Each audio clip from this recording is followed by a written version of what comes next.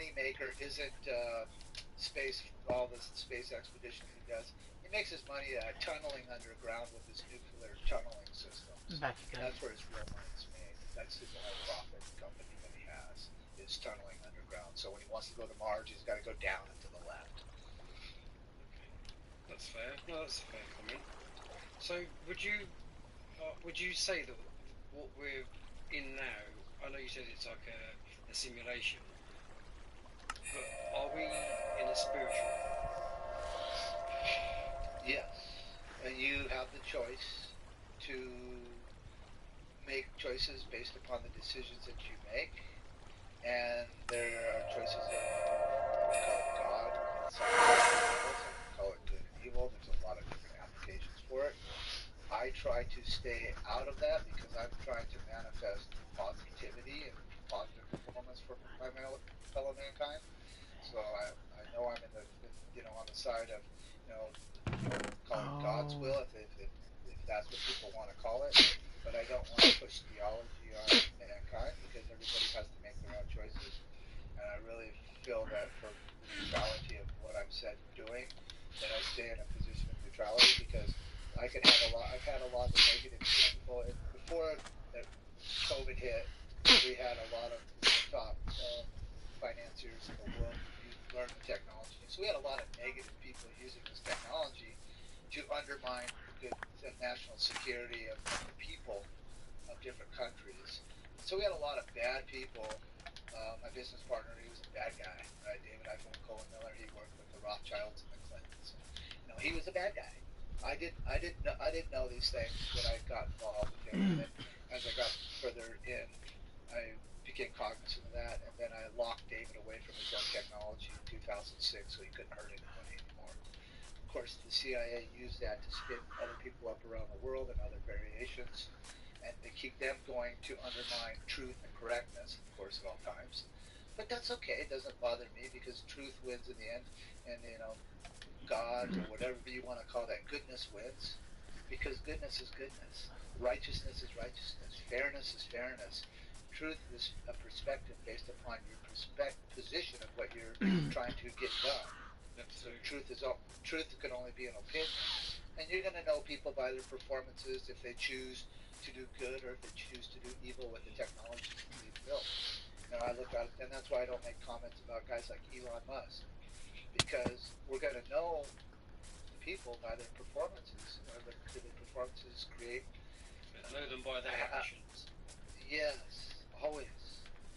So I don't want to be judgmental. I've never had a conversation with Elon Musk, just as the people that fund him, and to be fair, the only reason why I brought up Elon Musk is because he has been on record quite a few times saying that AI is something that we need to be wary of. At the same time, he's trying to implant people's brains with. That is the goal, yes, and so that is part of the with the 5G and the graphene oxide and vaccinating people. All that comes into play there, and he probably can't say a lot of things that he would normally say because he's stuck down to fiction grammar contracts. And you got to remember, he's using other people's money, so he's got to do what they say. He can't create his own monetary system, or he doesn't have the authorization to create it in the now space. Let's just say that. He has all that money, but I can't think of. I couldn't imagine living like that. Well, in a box. Yeah.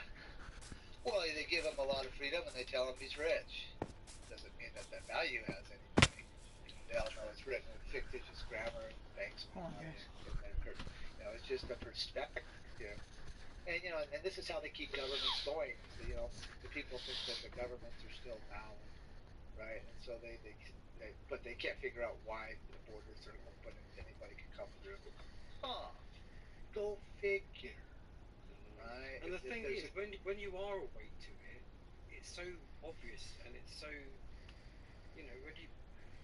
before I woke up, say 9/11, then you do follow this. The government are there to bring about order, and they're there to protect you. But once that veil is lifted, and I suppose it's like what David Icke said. So I don't know what your opinion on him is, but like you said, when you see the journey, when you know what when you know what where the destination is, you can spot the clues along the journey. You can. You're gonna know people if they're kind to you, if they give you full closure, honesty, and then allow people. You know, we live in a feudalistic system. Unfortunately, it's been that way a long time. So how does one step into neutrality and be a sovereign in a theater of such anger and war against us in every fight of our lives? And so I've chosen to look at it from a corporate grammar position to make words mean what they say and say what they mean in a now tense scenario. That's much different than anyone on the planet. Everyone always is trying to claim sovereignty using past tense and future tense words on their contracts. So they're trying to check out of a fiction with still implicating another fiction, right? Because they have no order of swapping one word of jurisdiction for another. Correct.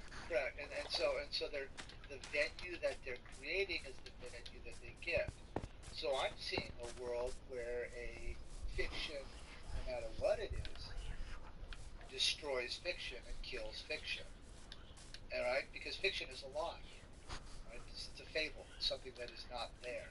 So if you're writing in a grammar that is positioned you out of the now space, does your contract or your documents, do they have any validity now? I would say, I don't want to say the wrong thing. I would say no, they don't. If you're not writing in the present, not the present. Oh, it's a minefield. If you're not writing in and out, but we're so tricked, and everybody's so tricked by it. And there's not a lot of publicity about what we're doing at fortheclaimofthelife.com, but there's great training portals that we've set up with teachers on all continents that come in and teach people, and share with them concepts. Word of a lot of it's word of mouth. It's very difficult because the systems are all controlled by the AI. So we have a different approach now because of the AI system control on where you think you would go to court to file before.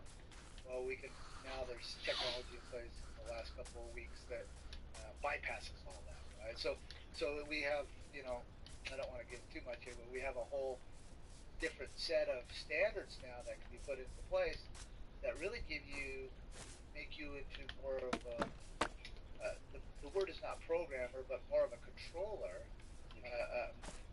docketing and documenting your own spatial cognition as you navigate your now space.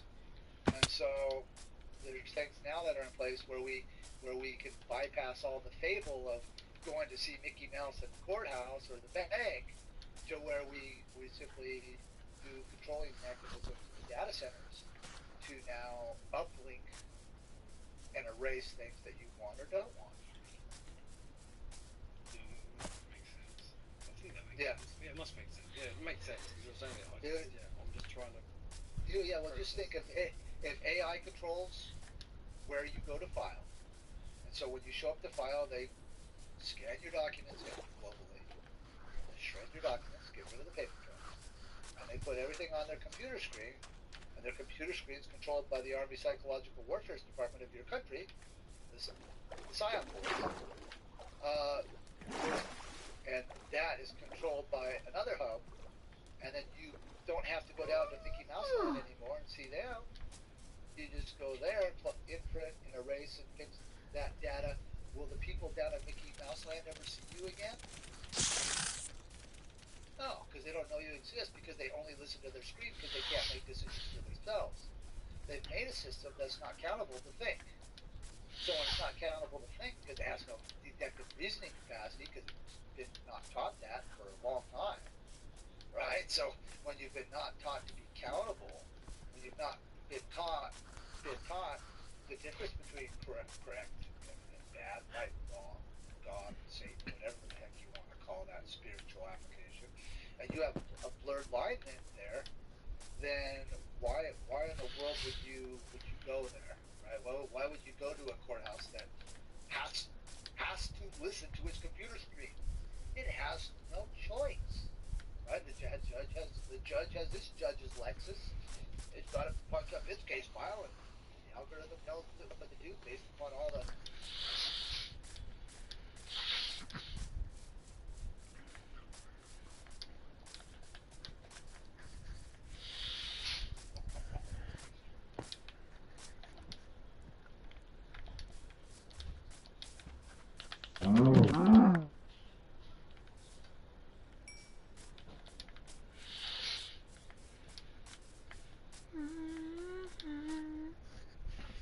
Come on, y'all.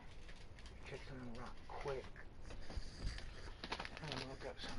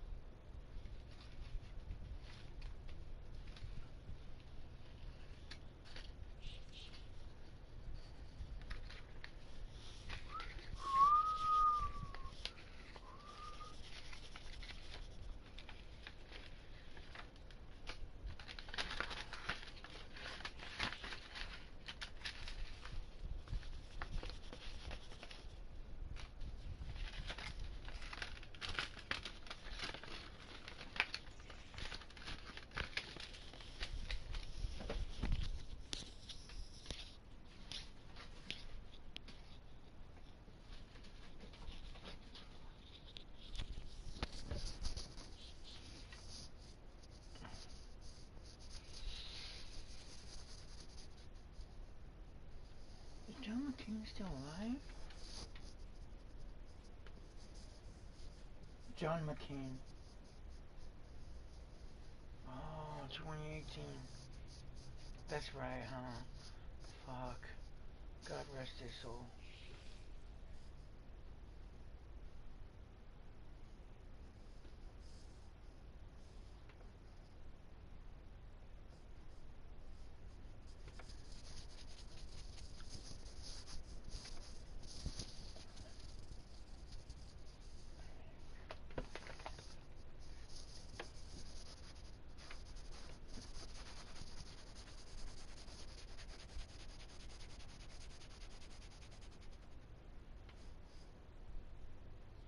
Okay, remember last time we were showing you some excerpts of a magic show, and some of you saw how the girl mysteriously disappeared right in front of the audience.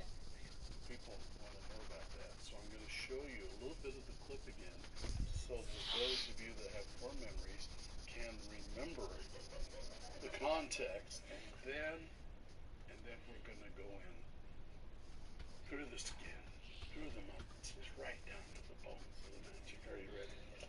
No, here we go. Here in captivity.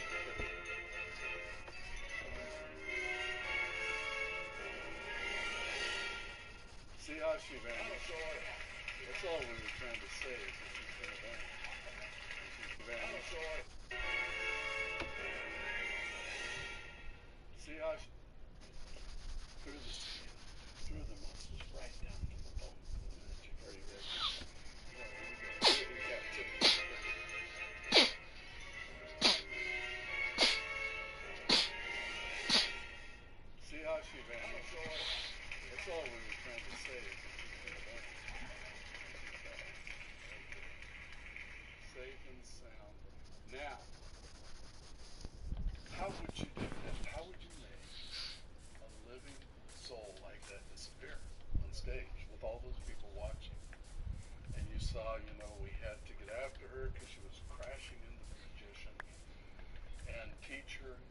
never crash into a magician while he's bound, because that's an important part of magic, right? And so we tied up her hands, and then we put her under that cave. And we tied up some other hands and put them under the cave. And then somehow they got their hands untied, they got them out, we had to go tie them back up. Well, they all got away, and so we had to leave the magic. But how do you create an illusion to make that happen? My magic mentor, the guy that gave me the wand that said World Wonders, which is one of my treasures, is a lot like a strong, stout nylon cord, so that if it pulls tight, it makes them stand like so, including the bottom one. And then the string goes down through, and we'll show you on the bottom how that connects. You can see that there is an actuator which is filled with the CO2 gas that pulls on these strings, and the strings are pulling against that spring. Can you see the spring there? Well, there's a spring. It's all crushed now, and lo and behold, let's flip the switch so we can see the spring better. And there's the spring. So those strings are being pulled by this little piston, which tightens the strings, which stiffens the bones, which is really just PVC pipe. So you see how that works. Here we have a CO2 canister for store, even though we're not seeing it. Okay? Okay, I want you to notice that you can see her feet underneath the illusion. Now, when it drops, those feet have to be hidden. So, Carolyn, can you push the button, please? Let's see if the robe covers it. And it does.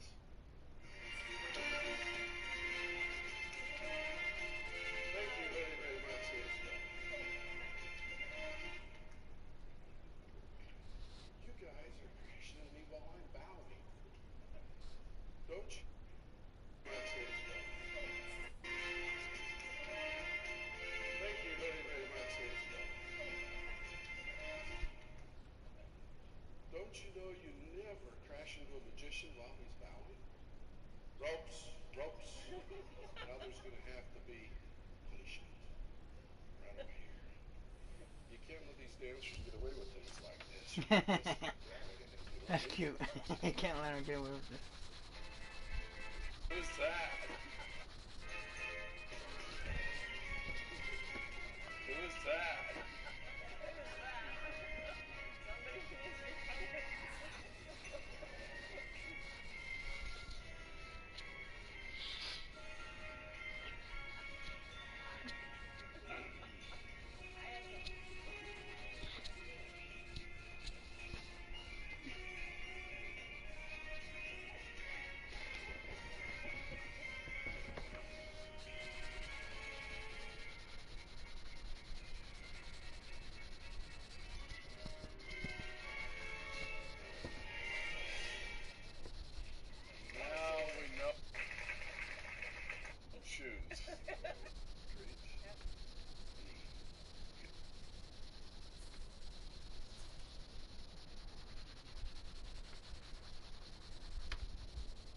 I'm going to read you 2 sentences.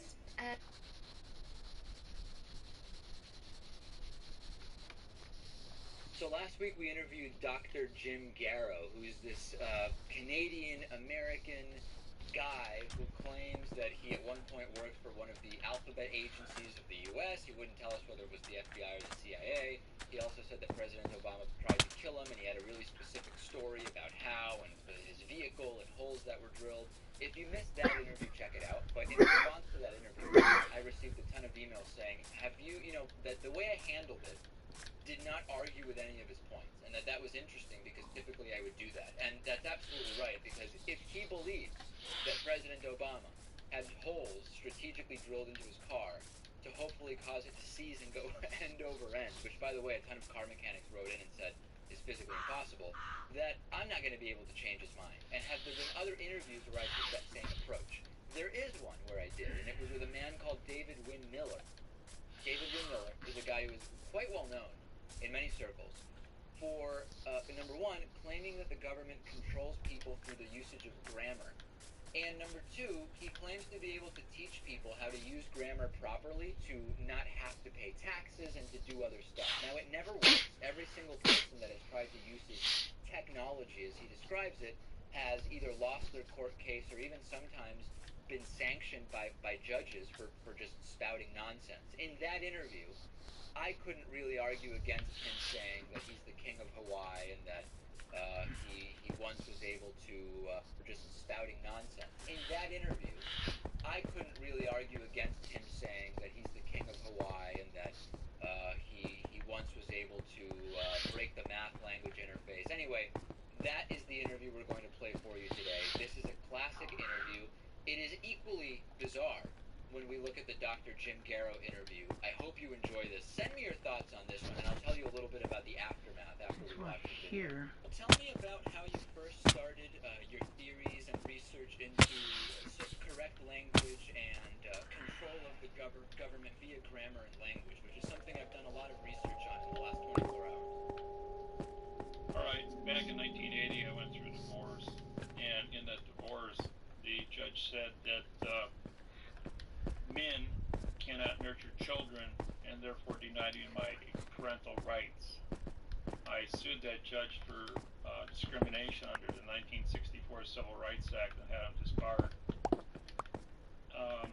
I then went back to court 65 consecutive times in front of Judge Wasilewski. I said to him, what you're asking me is to find a mathematical interface between language and math.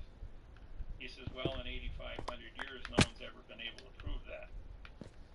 And he says, and if you can prove it, he says, I'll give you your kids back. So I spent 3 years on April 6, 1988. I broke the math interface and proving that all language, or I should say all grammar, on all 5,000 languages had a linear equation in algebra. And with that, I got my kids back. And I've had equal share parenting.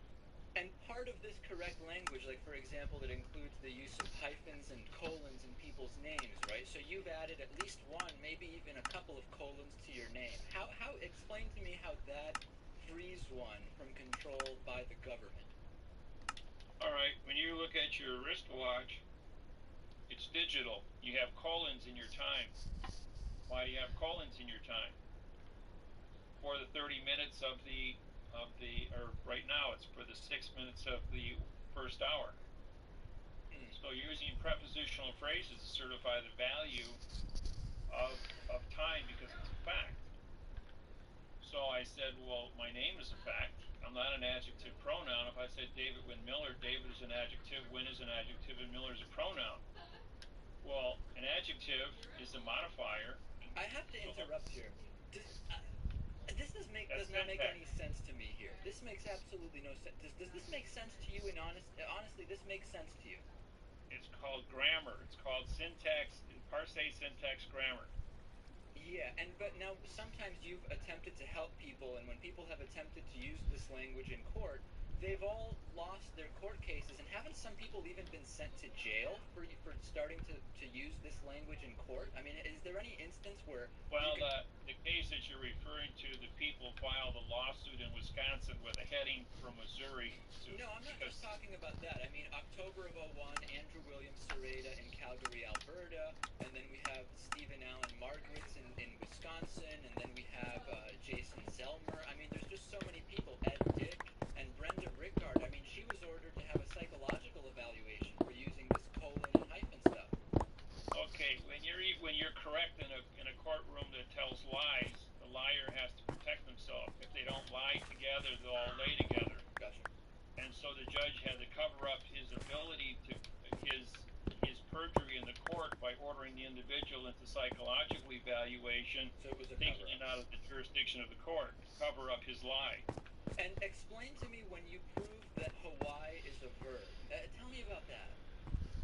Well, it's the state of Hawaii. Anytime you state as a pronoun of as an adverb modifies the verb Hawaii. Okay. That sounds. It's called grammar. It's called syntax grammar. I mean. And why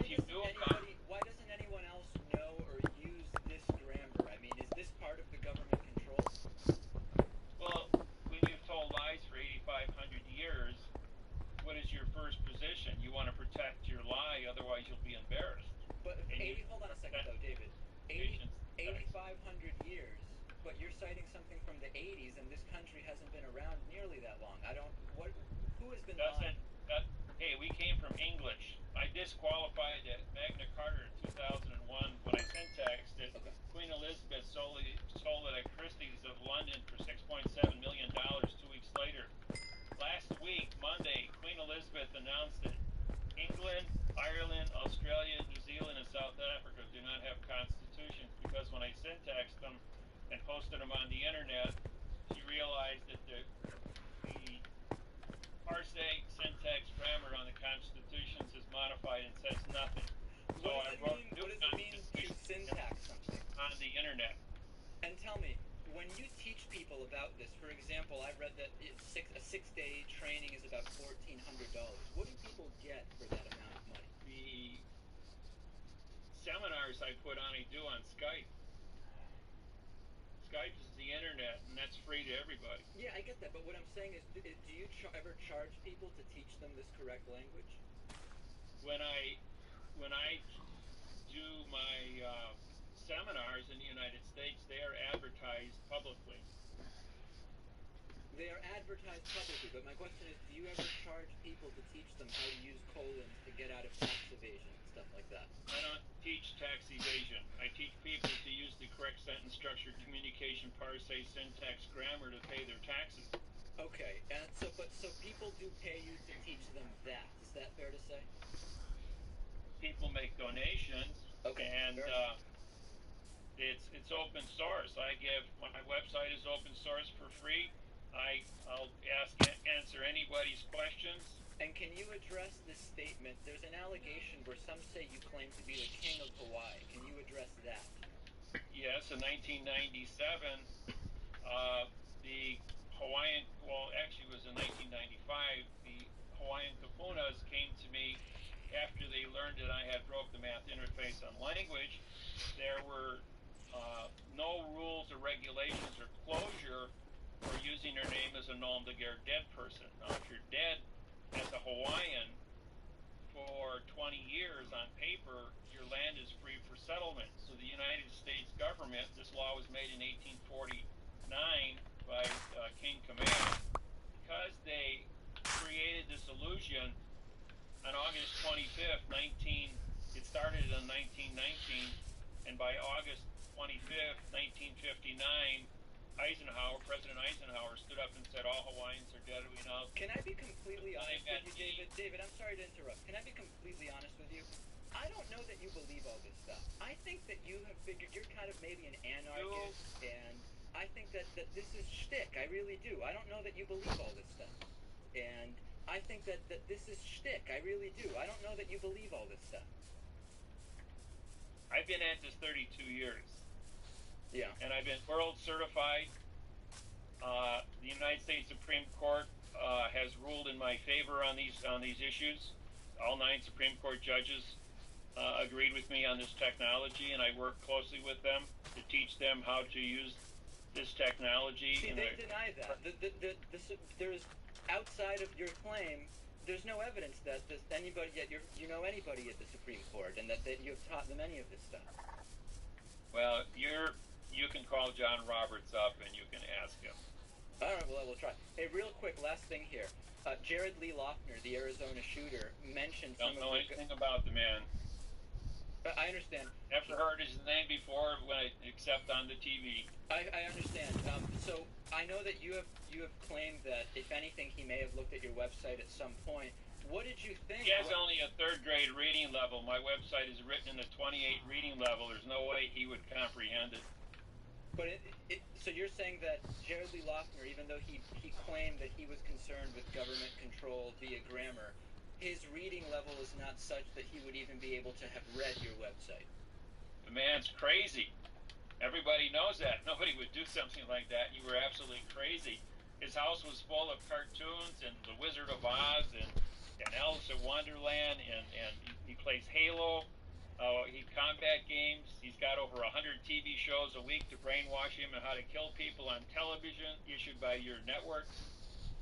So, TV is the one that's brainwashing people how to kill people. My technology teaches people how to use grammar in its correct format. All right, David Wynn Miller, there it is. Thank you so much for joining us today. Thank you. Okay. Okay, so after this happened, he sent an email saying that he felt I was unprepared to really talk about his technology, which is correct sentence structure, parse, syntax, grammar. I wasn't ready, he felt, to really talk about that. We tried to get him back on the program a couple of times to talk about his technology further and how he taught it to the Supreme Court justices, even though they seem completely unaware of that. And he hasn't refused to come on. He just keeps saying he'll email us when he's either back in the country or ready to schedule something. I would love to have David Wynn Miller back on the program. That's all I have to say. And truly a classic interview. This is one of the ones that internally we look back at and say, that was crazy.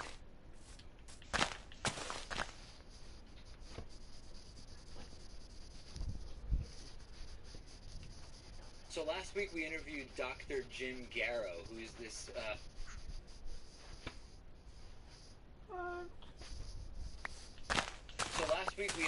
Dr. Jim Garrow, who is this Canadian-American guy who... The Philippines and China have accused each other of running vessels and performing dangerous and unlawful maneuvers in the disputed South China Sea. So last... The Philippines and China have accused each other of running... So last week we interviewed Dr. Jim Garrow, who is this Canadian-American... So last week...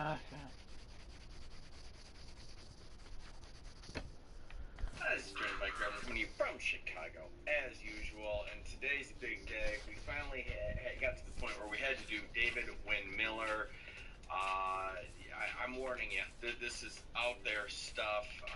There really should be a 2-drink minimum. I mean, I can't enforce it. We'll just stuff.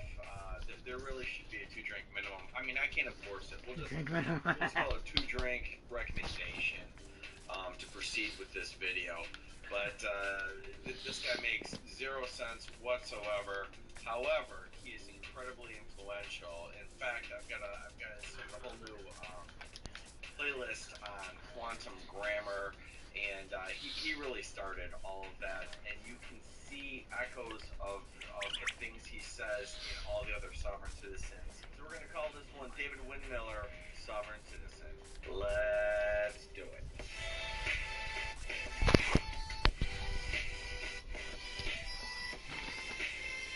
My name is Plenipotentiary Judge David Heiselman Foucault Miller. Punctuate my name because it makes me a fact and not an adjective pronoun fiction. I'm here to introduce to you to a program to bring this planet out of its adverbial world for 8,500 years into a correct sentence structure communication syntax organization. All 250 countries worldwide have been under this adverb guise by the Universal Postal Union in Bern, Switzerland, established in 1873. Better. Oh my lord! It's all due to the International Postal Union. I don't even know if such a thing exists, but I just love the conspiracy, and then it's somehow rooted in a post office. Oh, that's good. Almost in the world order. This technology has been perfected, and misinformation, privileged few are allowed to go free from committing crimes, and others are... This technology's been perfected. This technology is language. I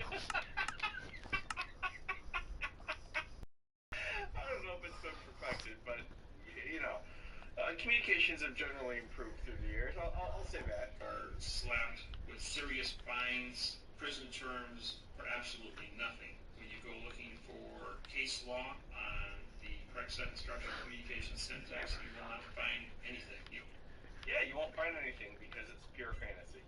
You have to be competent enough to understand what the correct sentence structure communication syntax means in order for you to have the knowledge to win your lawsuit. Correct? I'm going to correct that. I think you have to be incompetent enough to think that such a thing exists. The language. That's wrong. The syntax is now on the table. We will write the contracts, the treaties, the trusts, the constitutions, so that people of the world all know where they stand. And if they know where they stand in a mathematical procedure of communications, written frontwards and backwards, so that no matter how they look at it, there's no subjective interpretation as to what it means or how it's said. So with this level of accuracy, we're going to change this world. We are going to bring it together under one world order of correctness, just like mathematics. And we're going to use prepositional phrases and do it in the correct manner. You go through 3 stages in life. Your first stage is you do not know what you do not know. No one was aware of syntax until you saw this program. Once you saw it, you were aware of what you did not know, which means you didn't know about the math interface on language. For 8,500 years, the entire population of the planet Earth in 5,000 languages did not know about the math interface on syntax. How did we survive without your made-up mathematical syntax nonsense? When you were in 5th grade in school, never start a sentence with a prepositional phrase and never end a sentence with a prepositional phrase. Well, if you don't end a sentence with a prepositional phrase, you've got a dangling participle verb as an answer, which means your sentence is incomplete. When the government writes their instructions on most of their forms, they don't use adjectives. They only use adverb, verb, adverb, verb, adverb, verb throughout the entire sentence structure. The human mind is really unique in its ability to use deductive reasoning and logic to create the correct sentence structure, communication, syntax. So you got to have the knowledge to understand what is being said, because they have a code. No law or fact shall be tried in court. That is their law. That is their oath. Every judge, barrister, lawyer, attorney, worldwide. You know, I'm an attorney, and I didn't take this oath. I got to tell you, I've never seen it before this moment. All countries, all languages swear to this, because for 8,500 years, language has been bastardized. It is adverb, verb, illusion, and act, A-C-T. All words that start with a vowel, A-E-I-O-U, are followed by 2 consonants, means no contract. You're going to say, where do I find that rule? Look up every word in the dictionary that starts with a vowel. That's not stupid then. I was thinking, where do I find that rule? The guy I laughing. appreciate him asking the rhetorical question, but his answer is fantastic. My answer is look up every word in the dictionary. I won't tell you why that's relevant or how it's going to help, but I've got a definitive response for my own rhetorical question. 2 consonants. And all the synonyms that reflect that word, and you will find a no contract, a negative condition of state for every single word. In 4700 BC, Pharaoh said, so it is written, so it shall be done. There was a reason for that. So it is written, so it will find a no contract, a negative condition of state for every single word. In 4700 BC, Pharaoh said, so it is written, so it shall be done.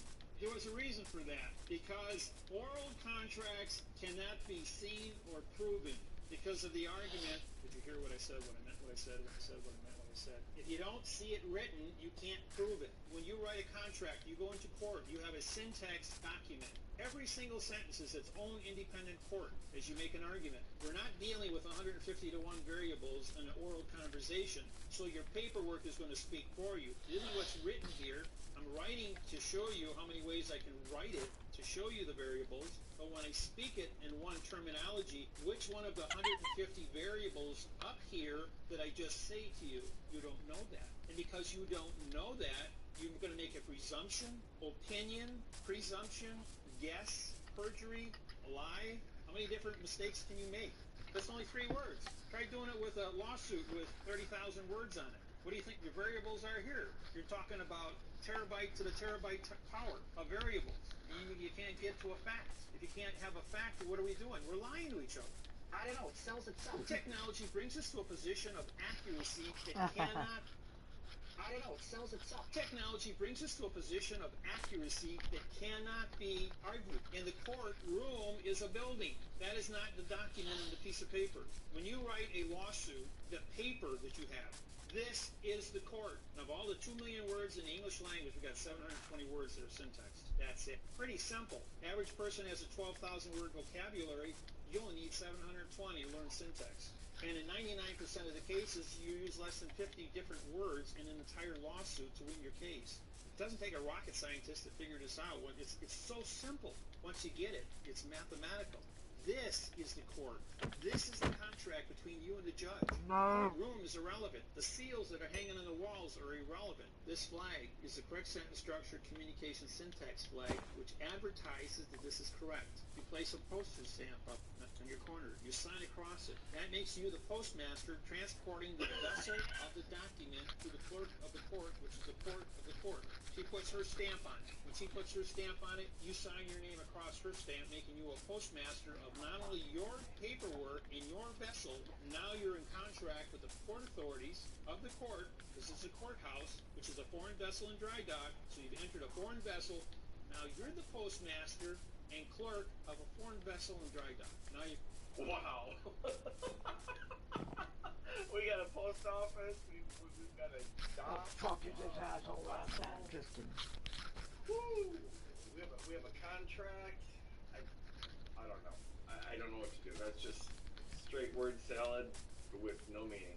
You got a 24-karat gold bonded document that has to go in court. But if you're going to sign the stamp on the front, you have to also endorse the back of the cover page. Of course, if you're gonna do, silly things that have no meaning whatsoever, you have to do them in a very particular order. Because that's called an endorsement. How many of you can cash a check at the bank without endorsing your check? Nobody. You're going to use your navigator stamp. Your navigator stamp has 2 bars to the dollar sign. You have your dollar signs come in 2 forms. This is a Federal Reserve note, and that's a gold certificate. In the United States, since 1900, the red fox stamp was the only one that was published with 2 bars through the dollar sign.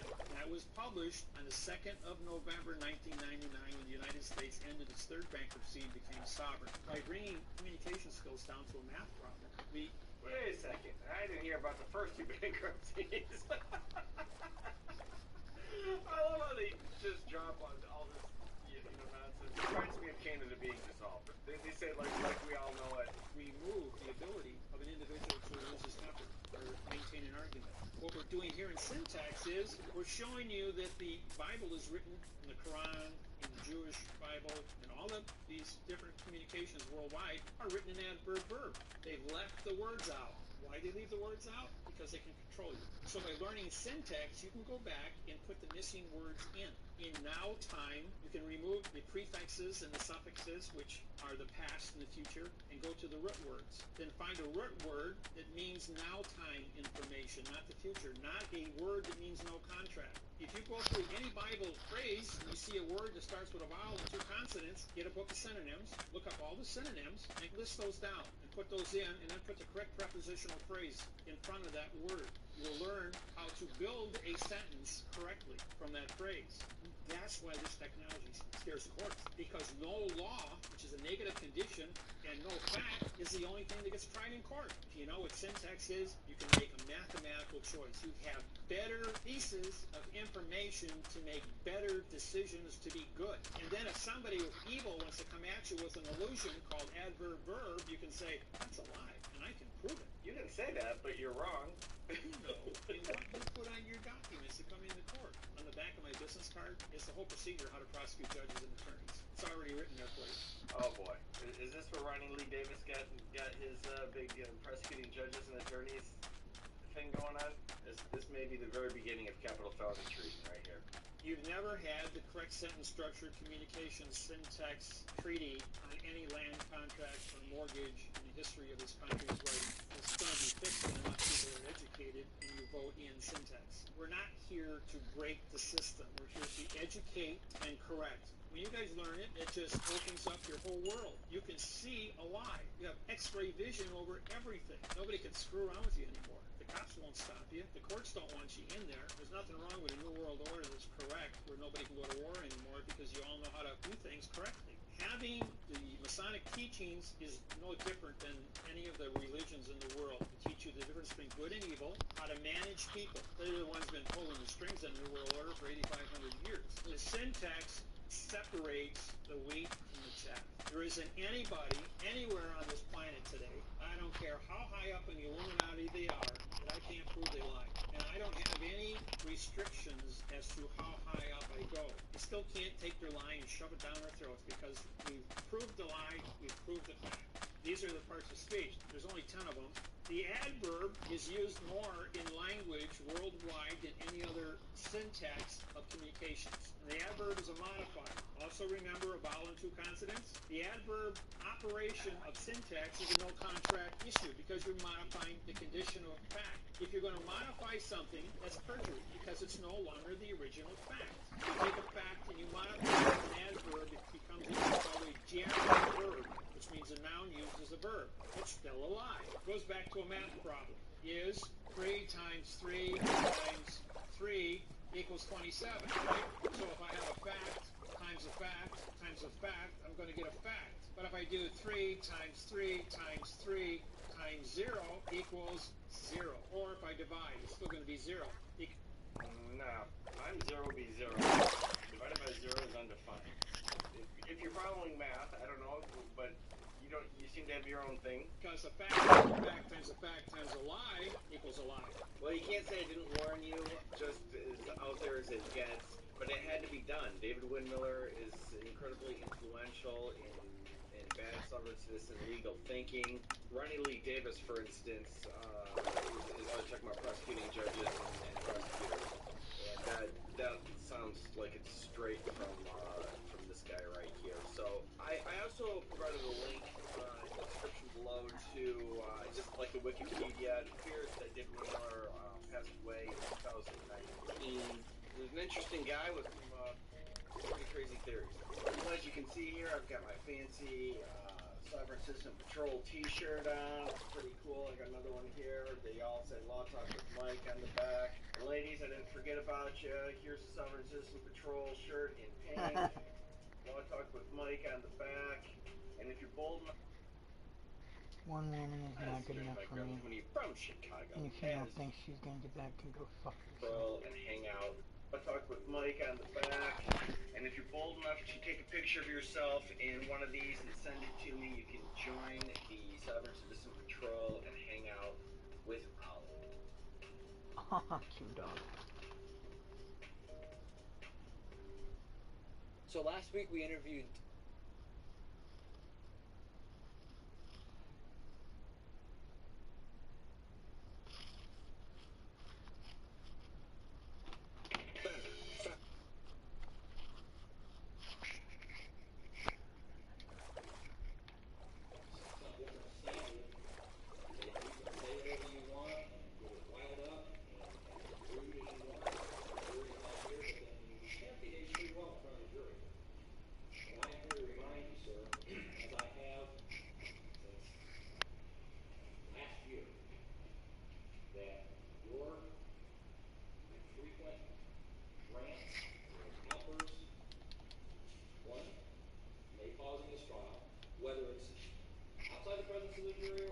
Oh, Ron Miller. Huh.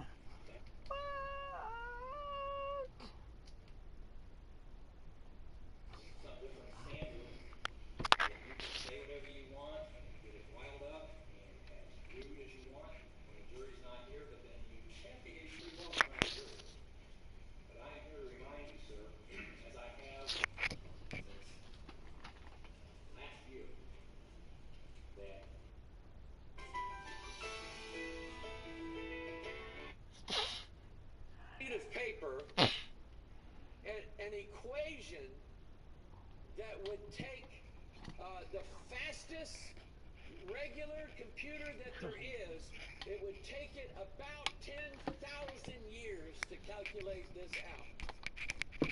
Or I could feed it, and it's already been done, I could feed it into an AI or a quantum system, and it'll be done in about 30 seconds. That's a big deal. So an artificial intelligence machine that collects every tiny, minuscule piece of data and feeds it into a computer that is so fast we can't even count how fast it is, nor determine how fast it is. The whole question is just moot. There's just no way we can figure it out. It is a god. In other words, it is a god. It's a hybrid god, but it's a god. Yes, ma'am.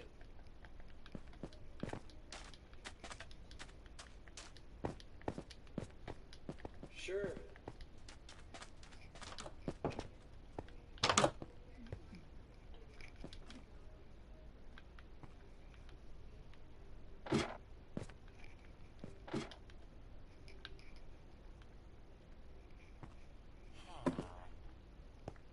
Thank you. I'll let you come take over for me. No. Couldn't hear. What did you say? I forgot.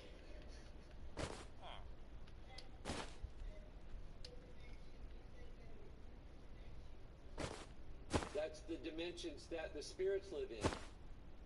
And time in that dimension doesn't mean the same as it does in this one. Okay?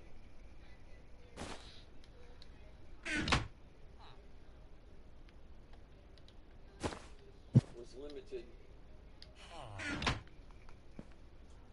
Unlimited knowledge. Yep.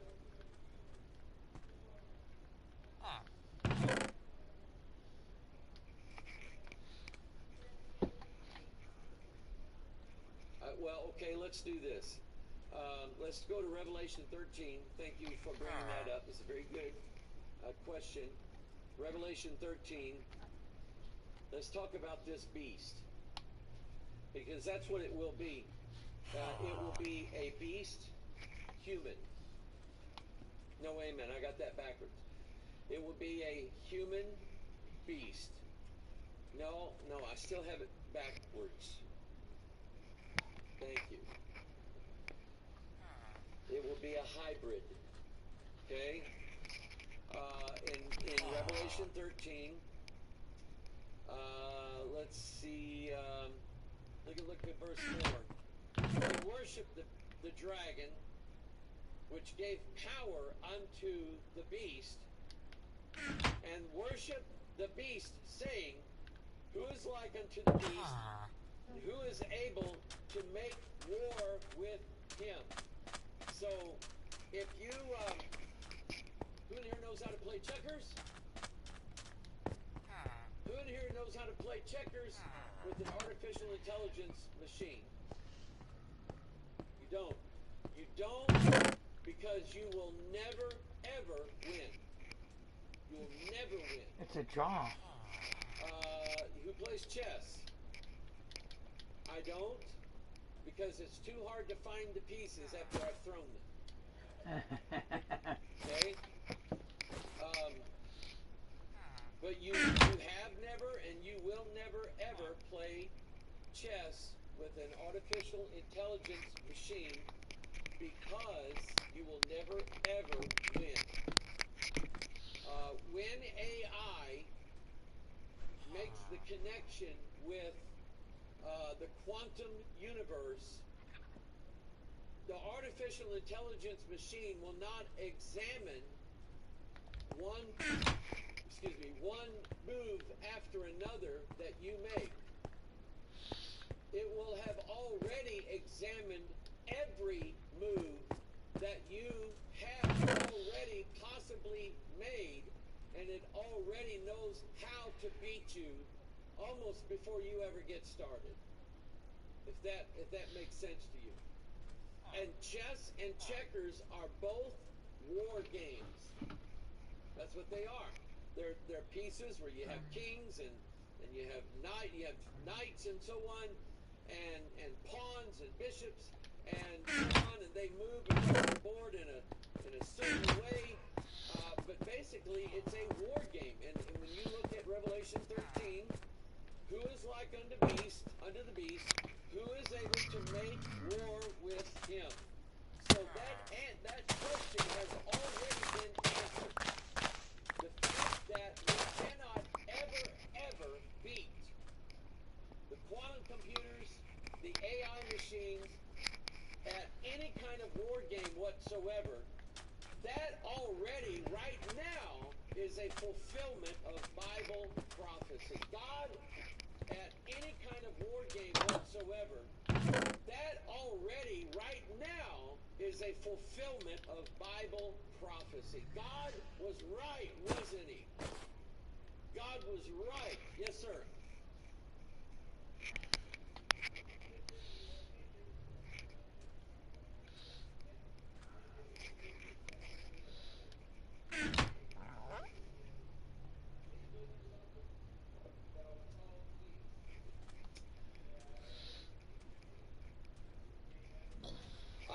rumor back in the 80s, back before the internet, and it's irrelevant now because any computer built back in the 80s, at best, could have ran Windows 3. Okay? 3.1, somewhere around in there. Okay? So at best, it can play, what is that card game everybody? Solitaire. Okay? That's the comparison. The fact that it's referred to as a beast means that it lacks humanity. So take your Bible, turn to Genesis 6. You can't possibly have wisdom, and we need to tap into wisdom to outsmart this. Genesis 6.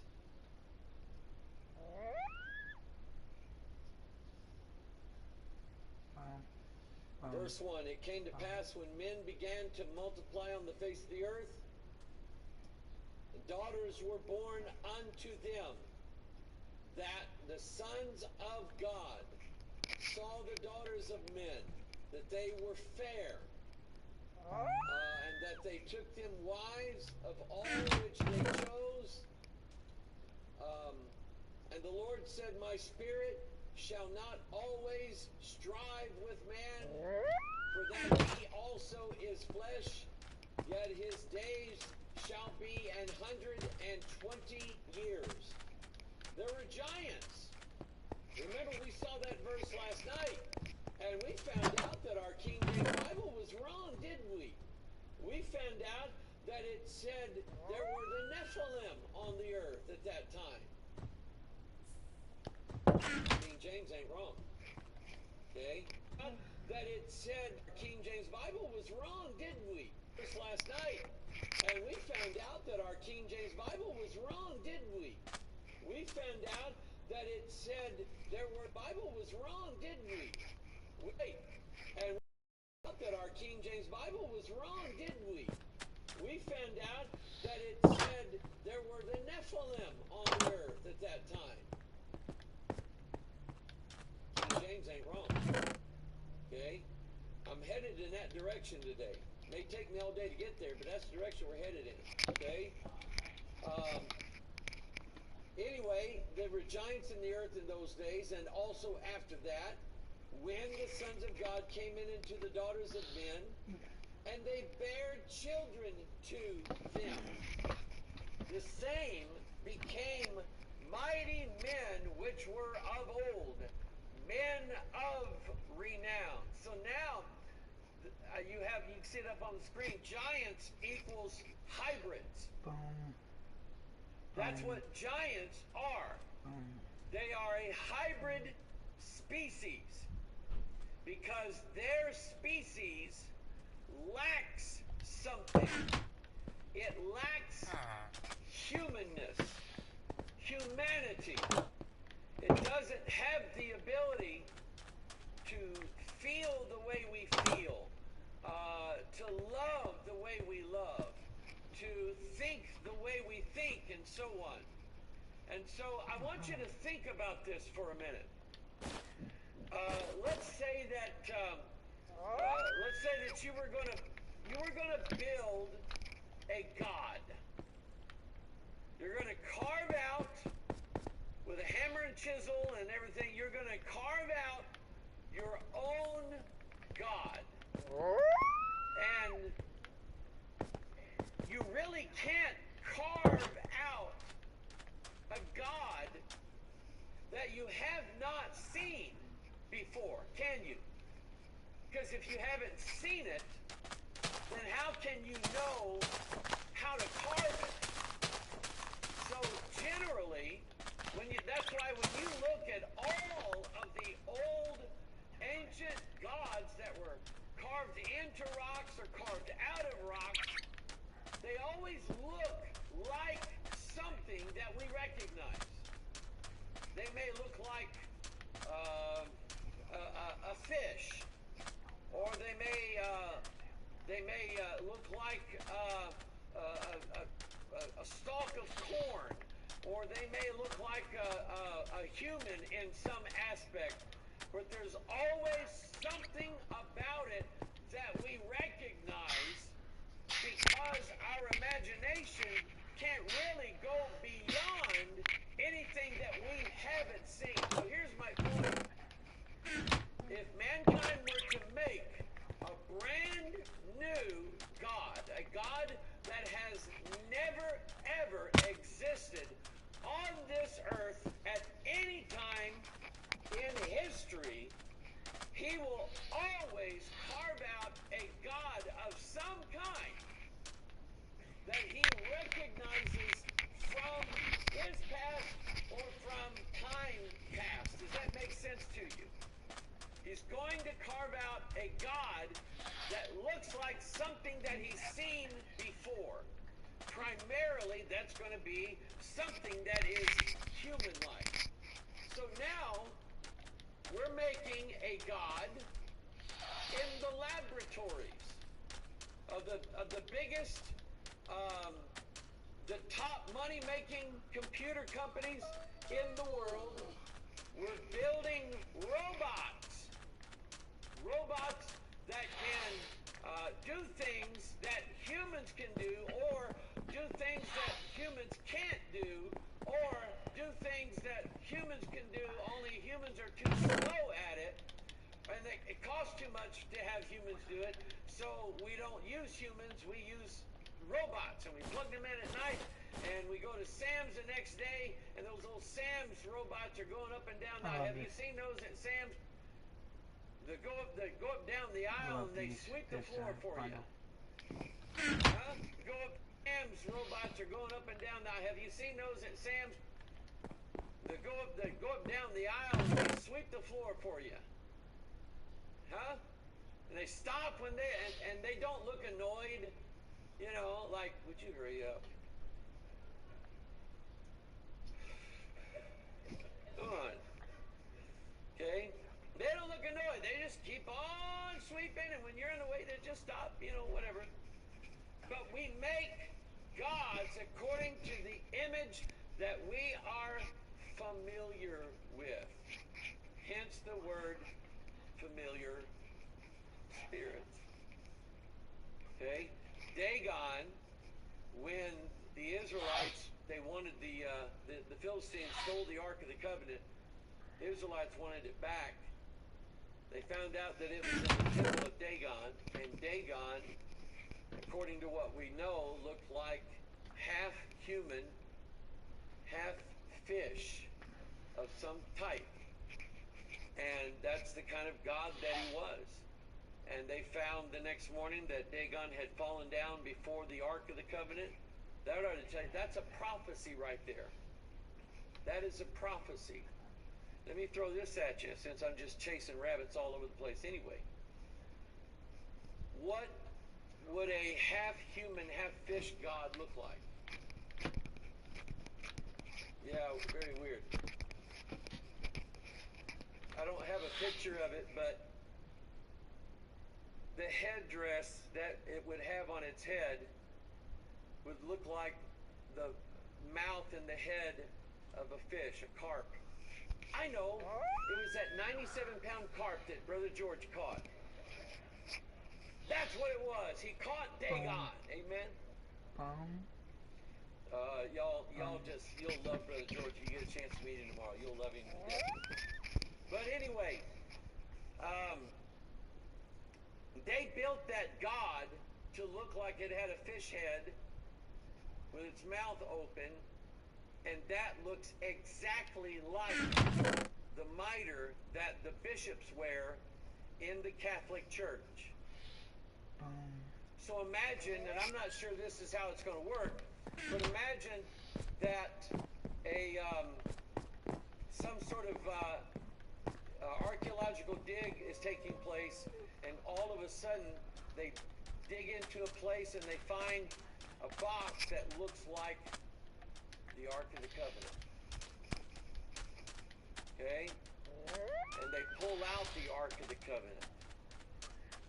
Who is it that wants the Ark of the Covenant? Well, that's one of the biggest prizes in the world ever. Okay? But more than likely, the people who will end up with it are the people whose priests wear the Dagon fish hats.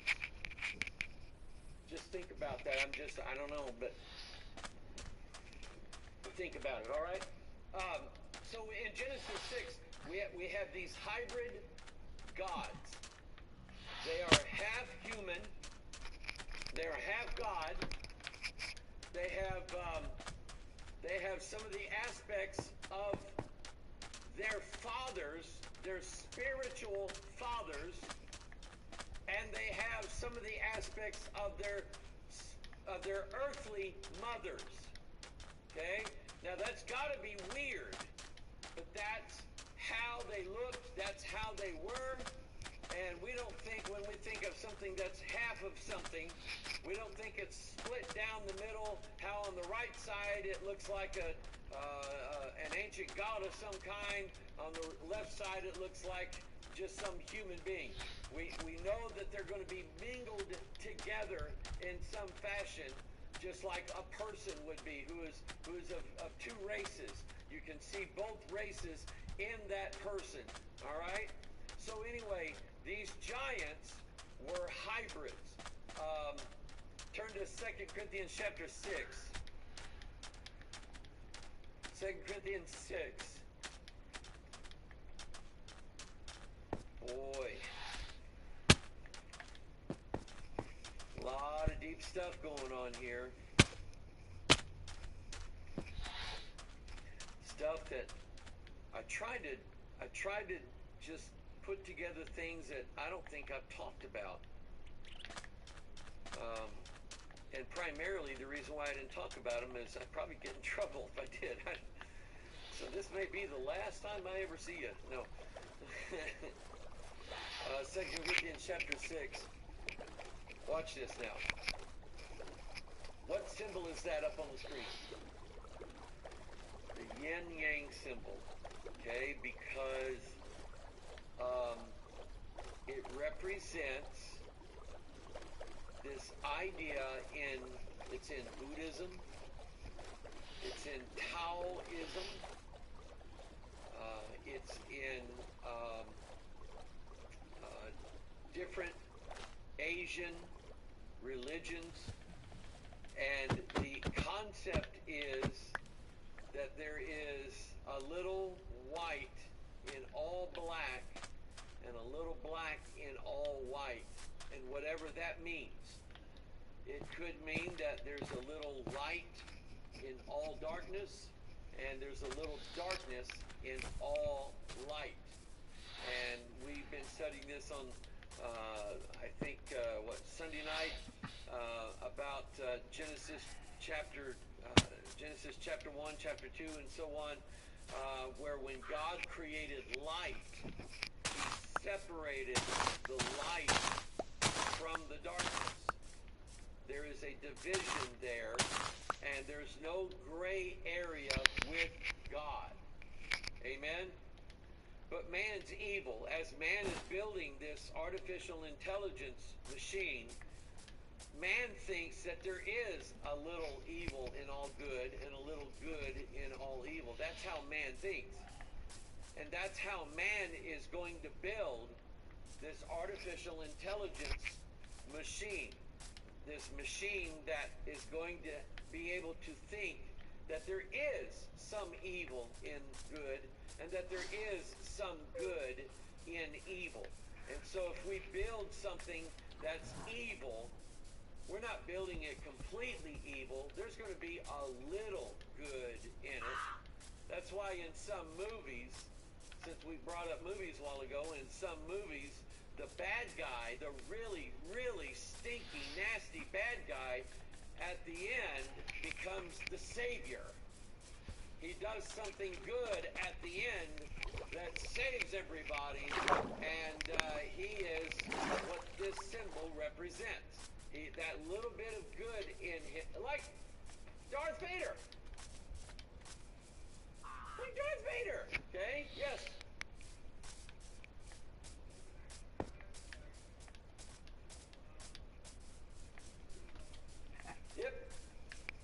Yep. Tree of knowledge of what and what?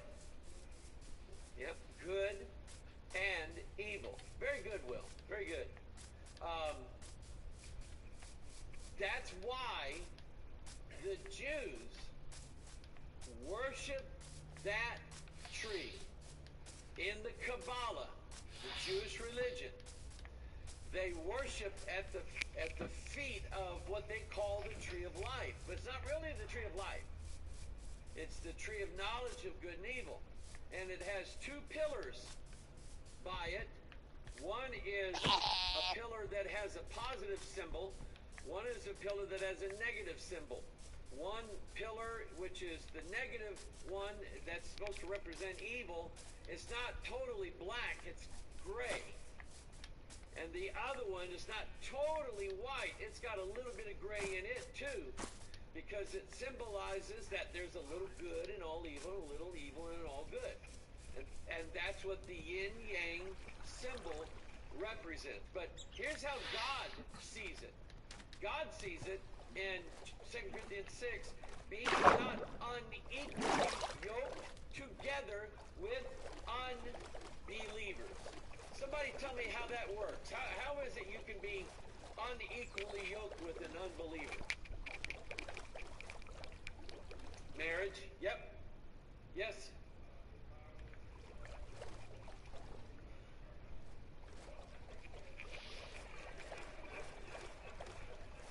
Oh my goodness, I just got that. Stop. Don't think I'm willing to dress. No.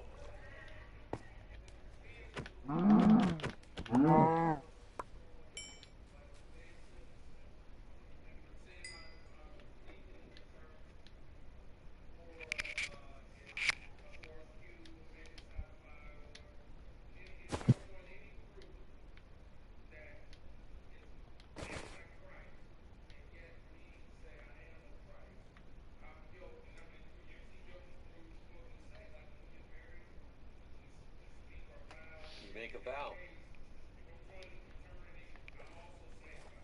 Yeah. Yeah, you're making vows. You are speaking, you're making an oath, a promise to that. That's very good. Give me another illustration. Yes, ma'am. Absolutely. Absolutely. If you join a church, and in joining the now, you can go to a church, okay? Nobody can stop you from going to a church.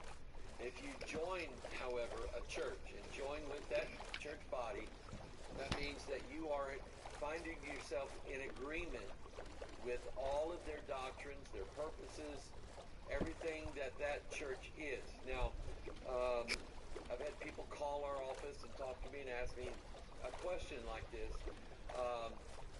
Pastor, they're wanting me to give an oath and sign an oath document that I agree with everything that they teach and preach, and then I'll say, okay, so what's the problem? And then they'll read me the oath, and I'll say, well, if that's something that you cannot abide with, you cannot deal with, then I would not sign that oath, and I would not join that church. Okay, now you can still go there, okay? But you'll never be Sunday school superintendent, you'll never be the bus captain, you'll never be this, you'll never be that. You'll never hold any position in the church because you're not a member and because you won't sign that particular oath, okay? And so, yeah, that happens that way. Somebody else, yes? Business partnering, yes. Be careful who you get in business with. You get in business with people that are not saved, and suppose that they want to do something that is a little shady. Okay, it's something that they really, if they're going to be Christians, they probably shouldn't ever be like this. And you joined with them, they're going to go ahead and do it. You had a vote, you got voted out. In other words, your vote was overridden by theirs. And so they're going to go ahead and do it. You've just done harm to yourself, because even if you voted no on it, you're still along with that company or that corporation or whatever, and you can be held liable legally. You can be held liable for whatever it was you did. And so that's another way. Yes, Chris. Yeah. to some sort of organization like a trade union. Okay?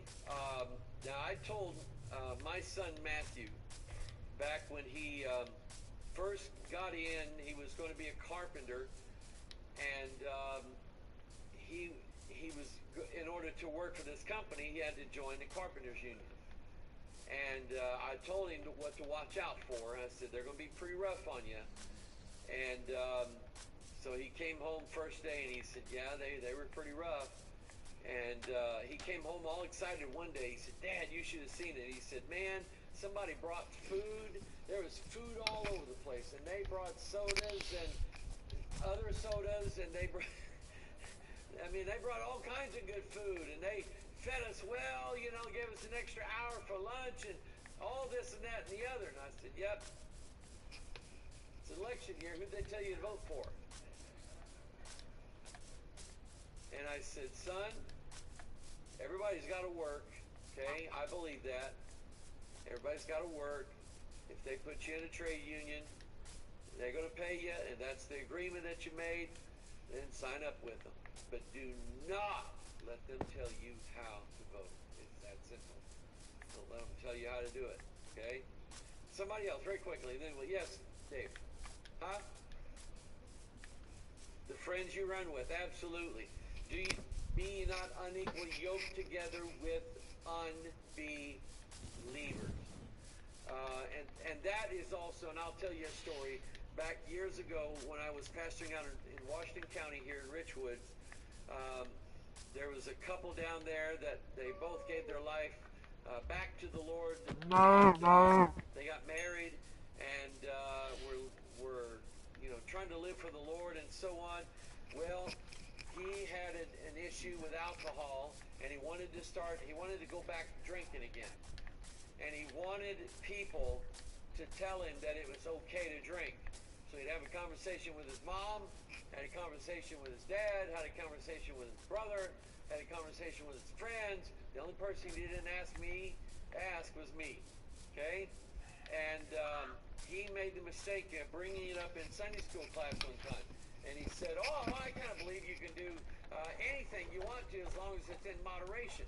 The Bible says that. No, it doesn't. And so anyway, I answered him back. And I said, I don't think I was as bold back then as I am now. Because back then I thought I really did care about how people thought of me. Now I just don't care. But anyway... I was prepared for it because his mom told me that's what was going down. And I just flat out told him, I said, the Bible says nothing about how okay it is for you to drink alcohol. And what he was doing was he was going to all the right people, and he was picking out the people that he knew would agree with him.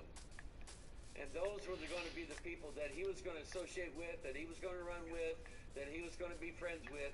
The people that didn't see anything wrong with having a drink at the end of the day, or a drink on the way home, or drink this or drink that didn't have a problem with it. And sure enough, not too long later, he's just drinking every day now. And I saw that coming, I really did. Be not unequally yoked together with unbelievers, for what fellowship hath righteousness with unrighteousness? The answer to that question is none. There is no fellowship between righteousness and unrighteousness. Or what communion hath light with darkness? None. There is no communion that light has with darkness. Can you imagine in Genesis chapter 1, God saw the light that it was half okay and half not okay? No, it doesn't say that at all.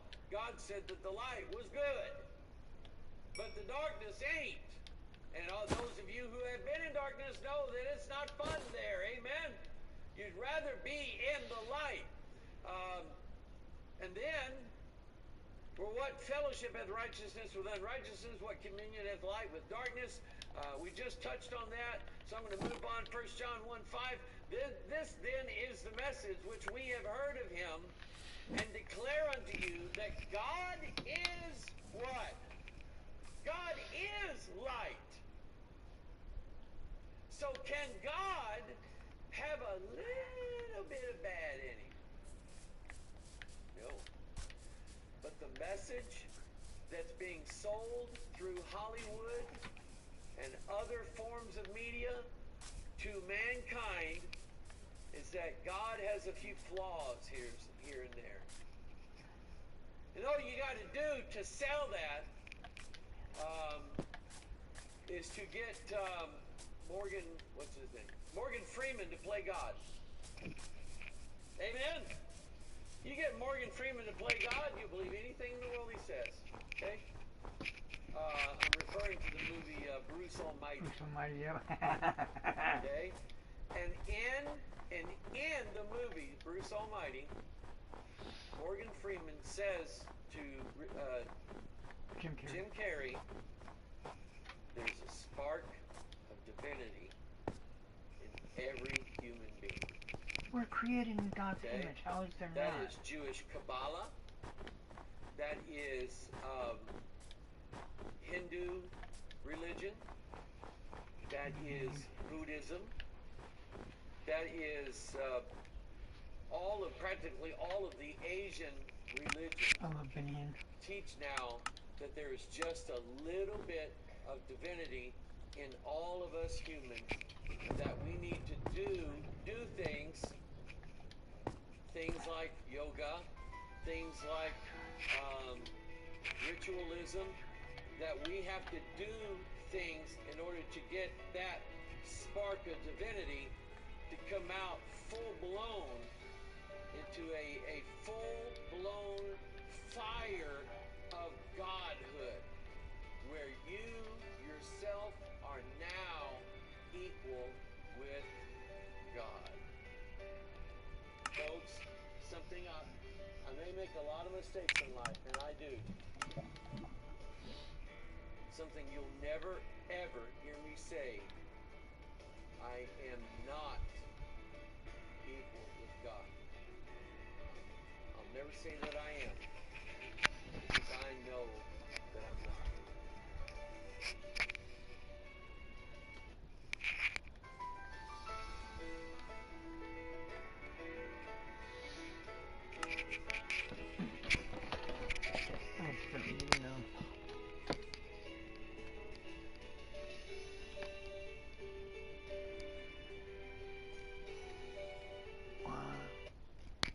Extend your journey into the underworld with the Star Wars Outlaws Season Pass.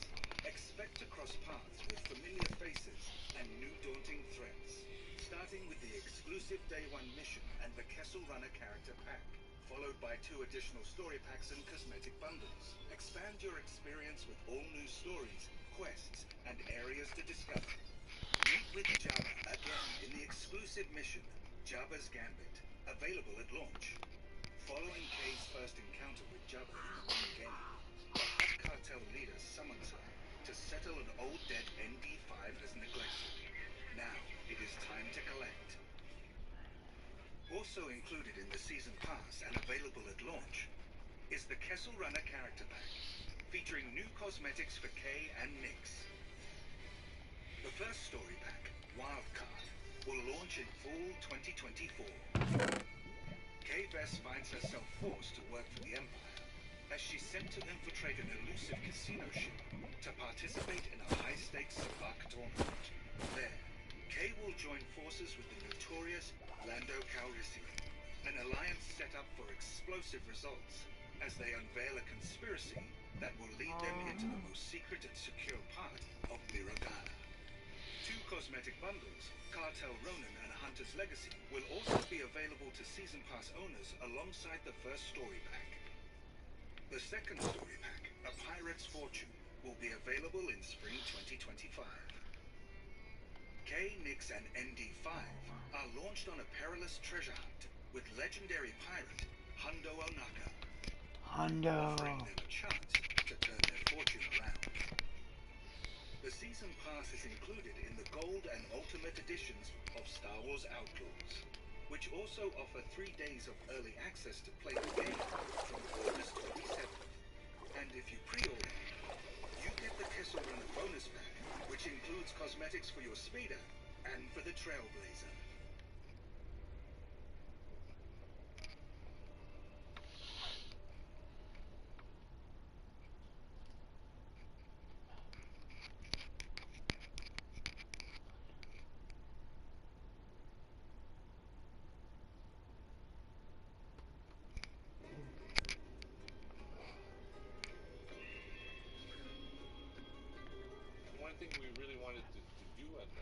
deliver on great player fantasy. And as we started diving, we had two emerging player fantasies that were awesome, the Shinobi and the Samurai. What we didn't want is to try to dilute them into one fantasy. We really wanted to explore both sides. So that's something where we said, well, we need two characters. Setting that we had the Asuchi Momoyama period in feudal Japan was such a nuanced time, so it was really interesting to be able to work with dual protagonists and develop these two characters as individuals, because we really had the opportunity to explore this era by playing off these two different perspectives. As we worked our way through it and came up with a dual protagonist, it became very clear that Naoe is the stealth character and Yasuke is the fight character. Speed and agility on one side and brawn and strength on the other. They differ in every possible way we could make them differ.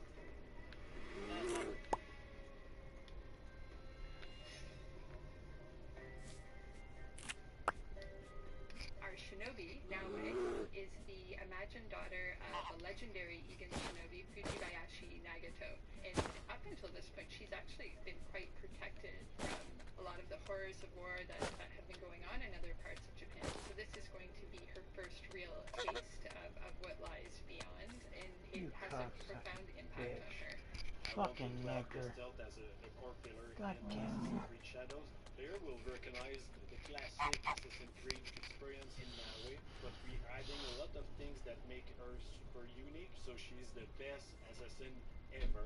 We wanted Naoe to be extremely fast, efficient, acrobatic. We worked a lot to make sure that she has the coolest, most spectacular parkour we could give her. She can squeeze in tight corners, she can go prone, meaning that the character can go underbelly and just crawl around in the dirt and disappear from view.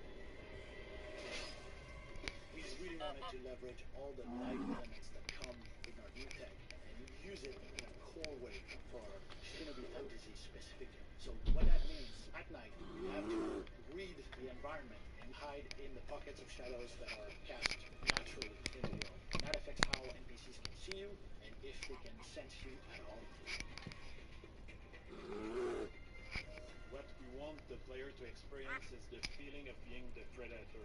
So you feel like a ninja, you can break light, you can vanish into the shadows, and you're flipping on roof with the physics-based grappling move, so the stealth is more rich than ever, and we really feel that she's like a blade in the shadows.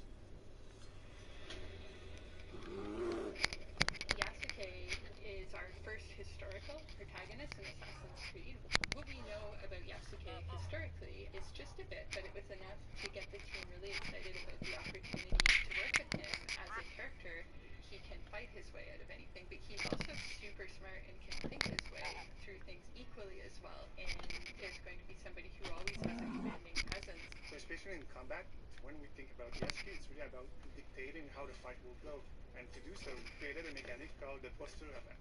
So he can chamber an attack, and then he can launch that attack to do massive amount of damage and take out anyone.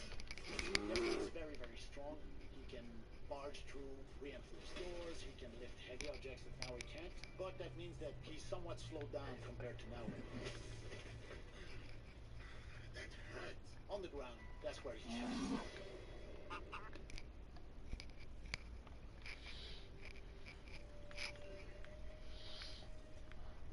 We have two characters who have such different gameplay styles, so for every situation, every gameplay moment you're going to encounter, you really need to think through everything from these two perspectives. Blood must be paid in blood, Yasuke. We always want to respect player choice, so you can do quests with any character. So if you are Yasuke, you play with his strength, but also with his weakness. Same for Naoe. Each character has their own skill trees, but also they can master the different weapons. So it's not just about stats, it's about the player competency to really understand how the different mechanic works. They have different speeds, they have different HP, they have different gear sets, so they're very unique and they're a great balance of two player fantasies. What the fuck is that goddamn boat? Fucker. The most exciting part of having our dual protagonists is There the you are, you distinction and the piece fact of that they shit. don't really overlap. Narratively, they have common goals and they are aligned on what they want to do, but the way they go about it is drastically different. Sometimes playing now, even if you're 64. very good, you'll hit a wall. Some enemy is going to kick your ass. You go, you know what? Let me switch one. And the same is true for Yasuke. Sometimes you'll get a setup, a couple enemies are high on rooftop that you cannot quite reach, and having to go, you know what? Let me switch back to Naue. And having this push-pull that players get to experience of which characters is good in what situation, it gives us lots of levers to play with and try to break the mold, I think is the most fantastic thing we've achieved with Dual Protagonist from a gameplay perspective.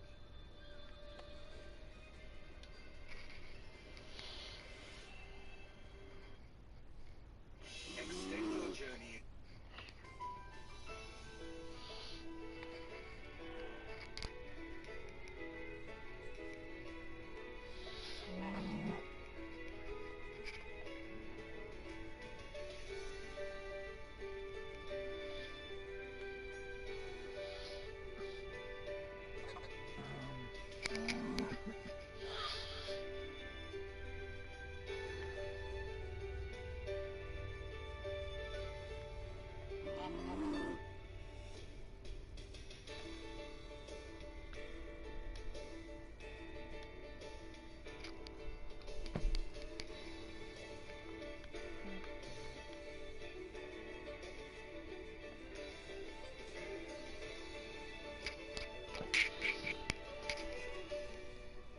Up on the screen.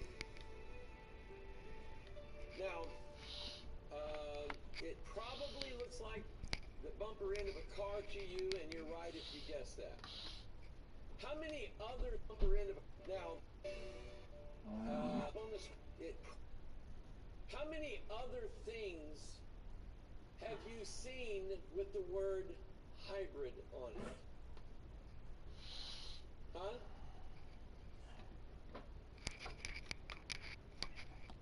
Okay, plants that you grow in the garden, maybe. What else? Yeah. You can get hybrid seeds. You can get non-hybrid seeds. But I would say they're getting harder to get to. What else? What did I put What in else? that? Fish? You get hybrid fish? Really?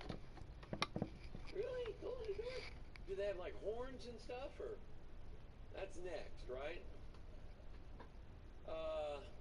What else can you get hybridized? Think beyond animals, plants. Hybrid automobile. That's why I have that up there. And what makes a hybrid automobile? Yes, Dave.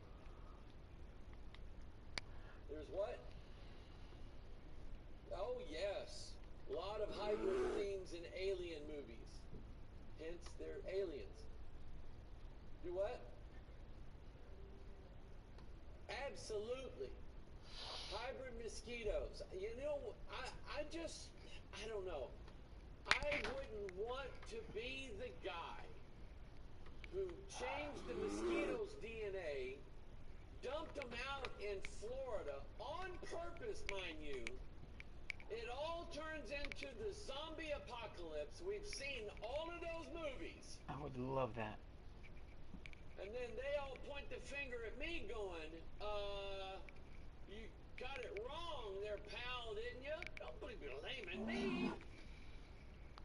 I would hate to be that guy. But you're right, it's a theme everywhere. Everything is going to hybridization, hybrid automobiles that run on what?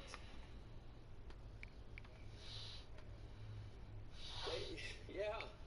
Did you know that every one of them runs 100% on gas? Exactly. Because even if they run on electric, it takes a burning of a fuel of some kind to generate the electricity to pour into those cars so the cars can have electricity and go down the road. Then you run out of electricity, you got to stop, somebody's got to generate more more electricity, so they have to generate more power with more gas of some kind, burning some kind of fuel, to light it up and to send it off down the road again. And there has to be an agenda. My guess is money.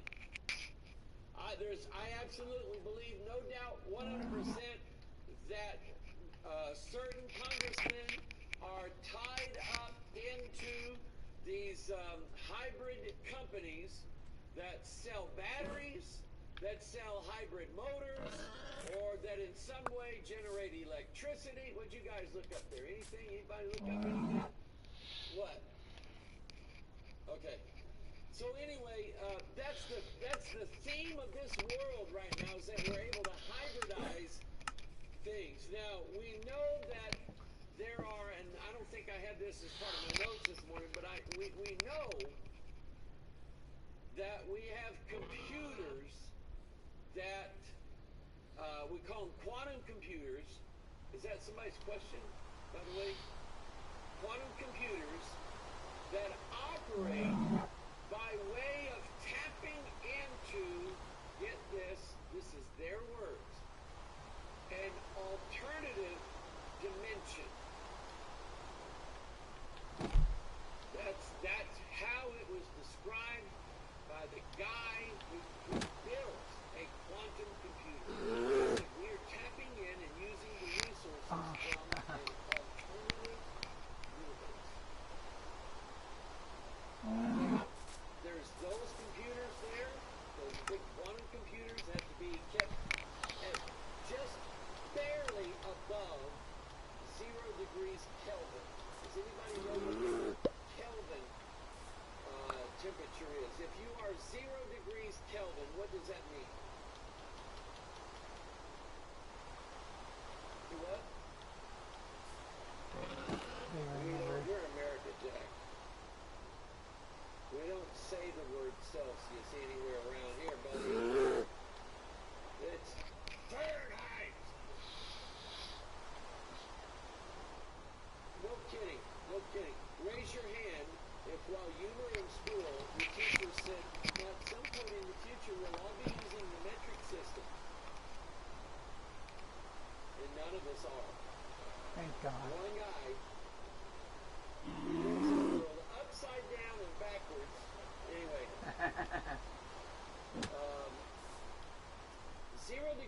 0 degrees Kelvin. You know what?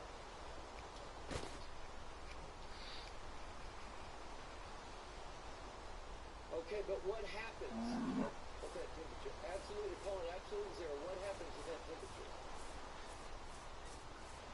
All of the things spinning around in an atom stop. They don't move.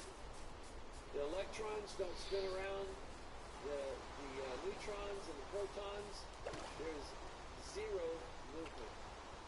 Okay, in other words, basically the end of everything. And they keep it down to almost that temperature so that computer can think. And back when I was in high school hearing about Kelvin, I didn't think they would ever get down that low, but apparently they can. But anyway, the idea is they're tapping into an alternate dimension. Now, let's take that computer and let's teach it artificial intelligence. Okay? Reg Kelly, a couple years ago, asked me to come down to his church to his camp meeting, and he said, Mike, would you do something for me? I said, anything. He said, would you talk a little bit about artificial intelligence? And I said, sure, I will.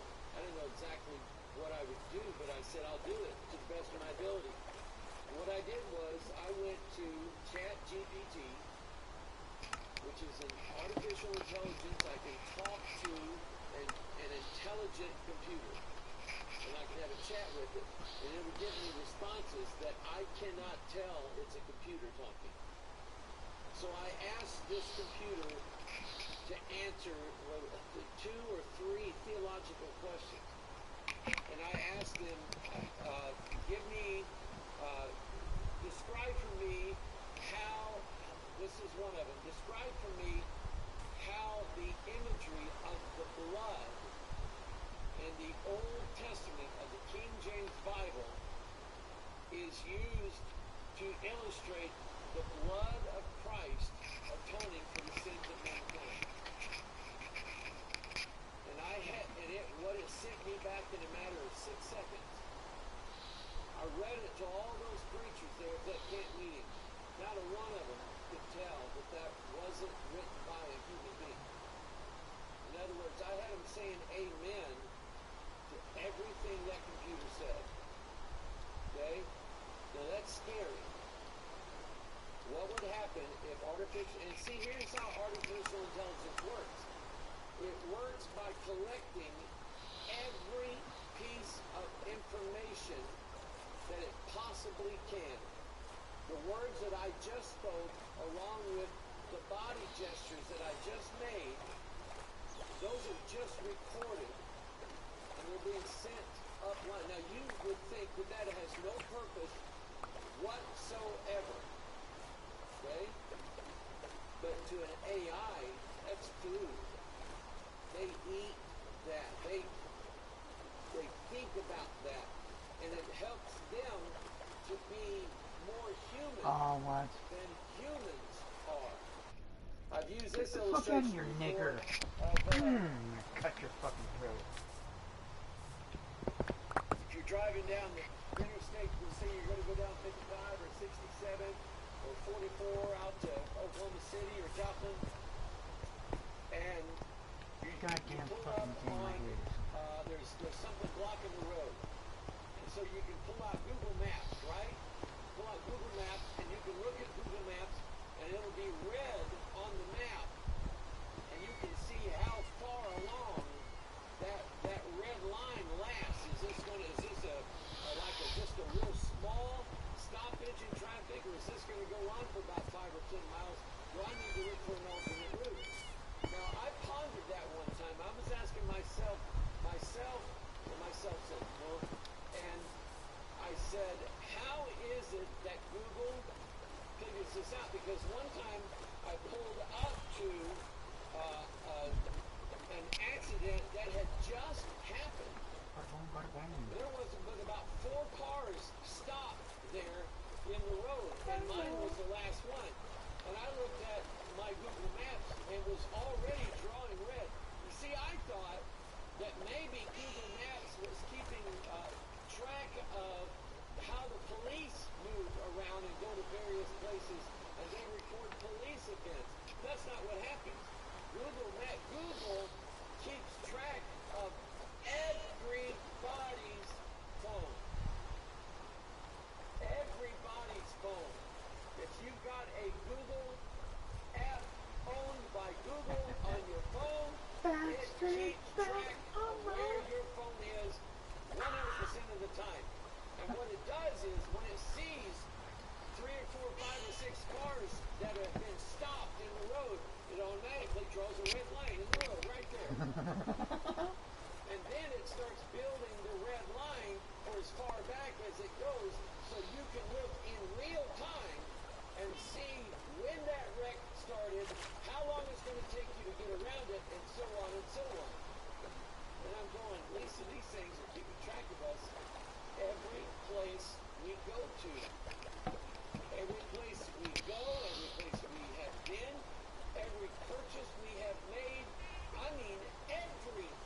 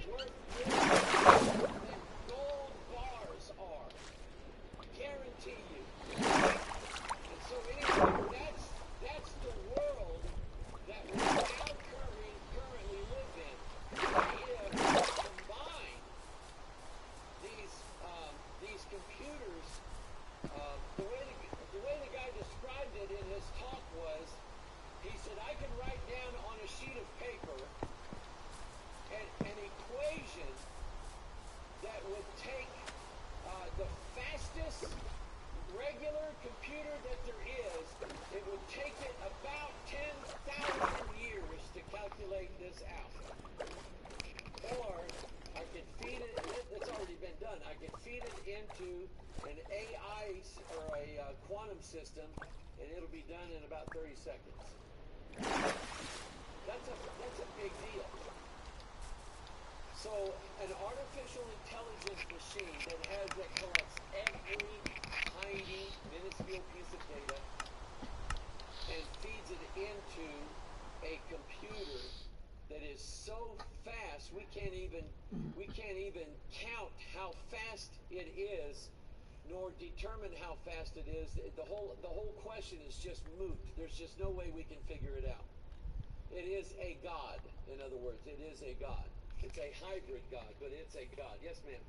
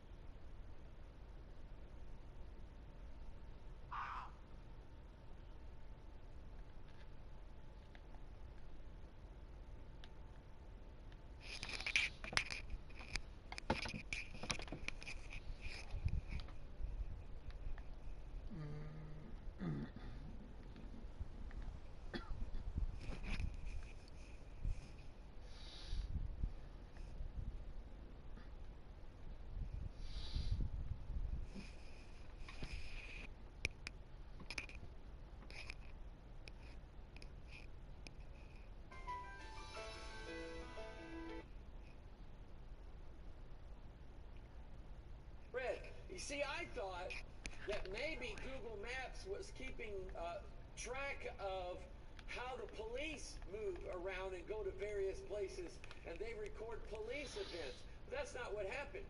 Google keeps track of everybody's phone. Everybody's phone. If you've got a Google app owned by Google on your phone, it keeps track of where your phone is 100% of the time. And what it does is when it sees 3 or 4 or 5 or 6 cars that have been stopped in the road, it automatically draws a red line in the road right there. And then it starts building the red line for as far back as it goes, so you can look in real time and see when that wreck started, how long it's going to take you to get around it, and so on and so on.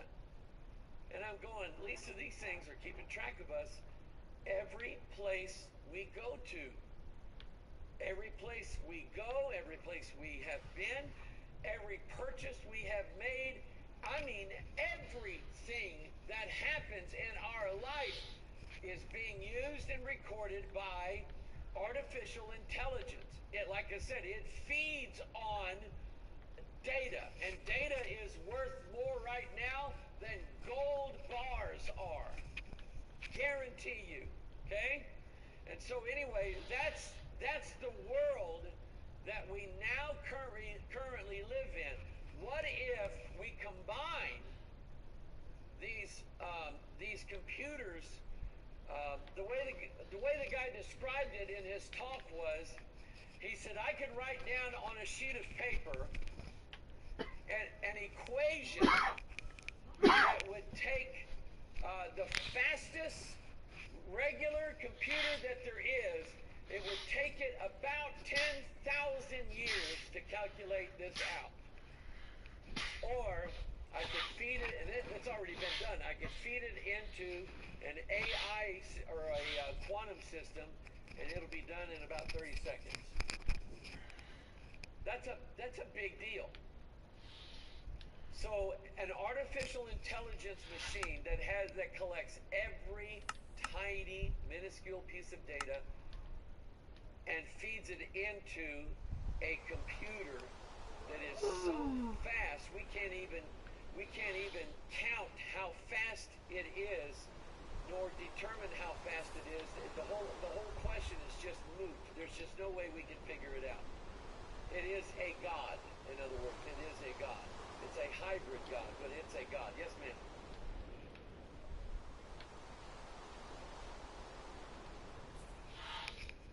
Sure.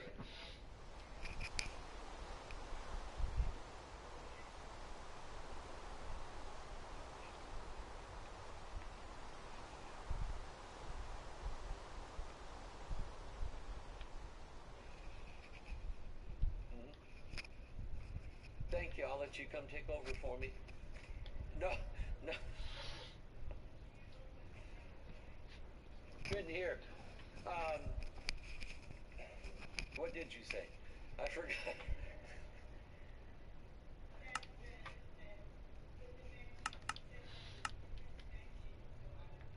That's the dimensions that the spirits live in.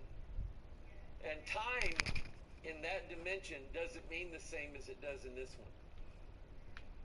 Okay?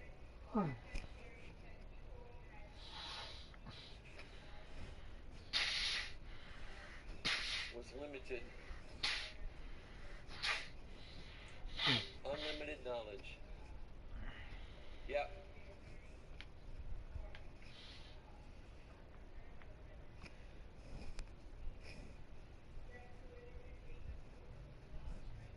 Well, okay, let's do this. Let's go to Revelation 13. Thank you for bringing that up. It's a very good question. Revelation 13. Let's talk about this beast, because that's what it will be. It will be a beast, human. No, wait a minute, I got that backwards. It will be a human beast. No, I still have it backwards. Thank you.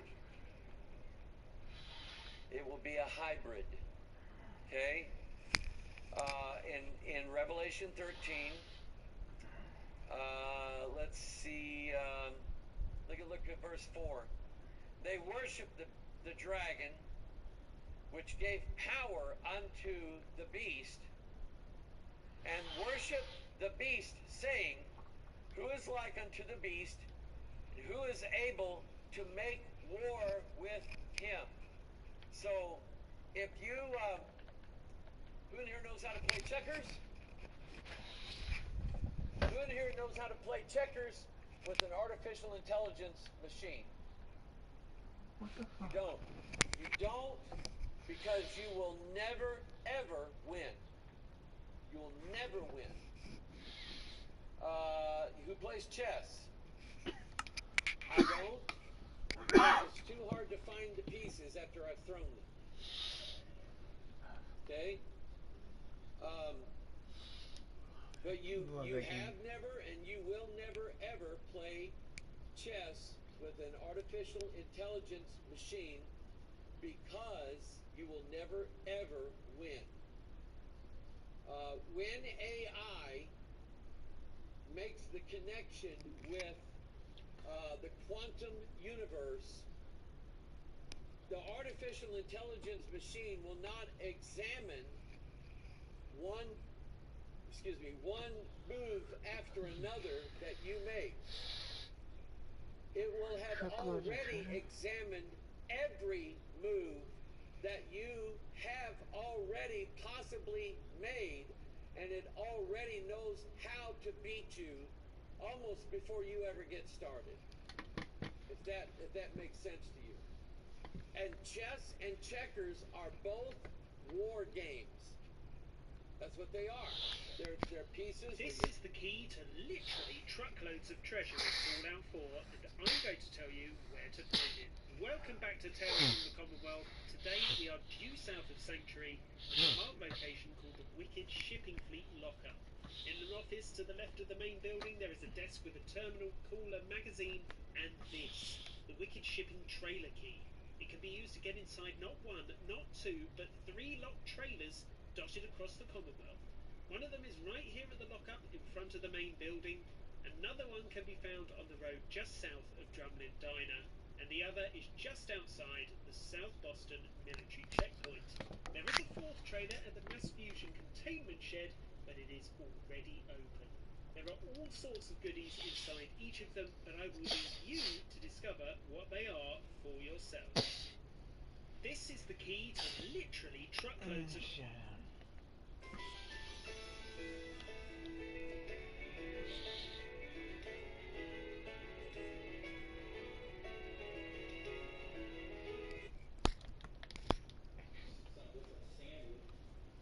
You can say whatever you want.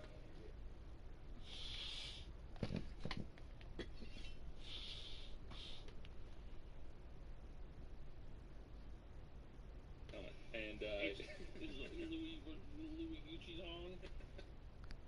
Something different, Sandy. You can say whatever you want and get it riled up and as rude as you want when the jury's not here, but then you can behave pretty well in front of the jury. What the fuck is the motherfucking goddamn sir? I hate that ignorant shit.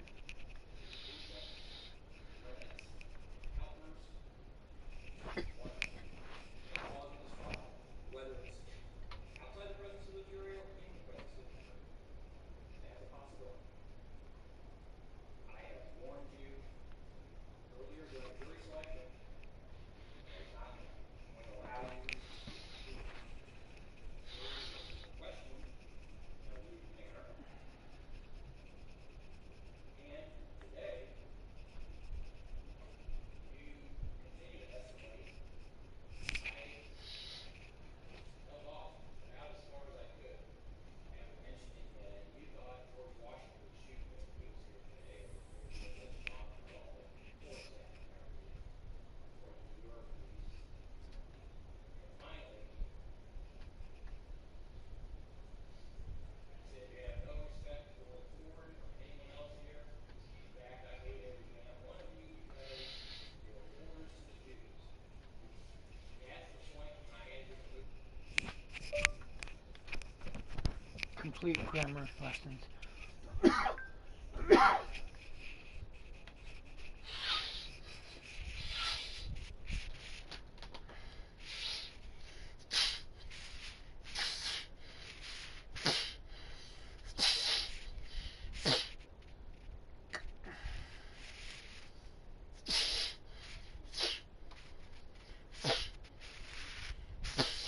New Ziploc, designed to help snacks stay fresh on the go. The only bag with the easy guide seal.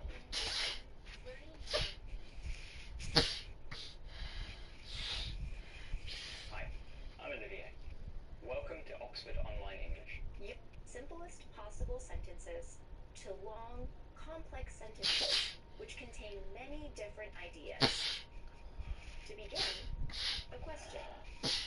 What's the simplest sentence you can make in English? What does every sentence in English need?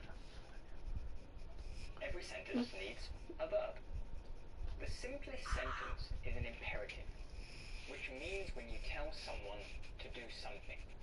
For example, run, leave, work. These are the simplest complete sentences you can make in English. They're just one word long. Of course, most sentences are longer than this.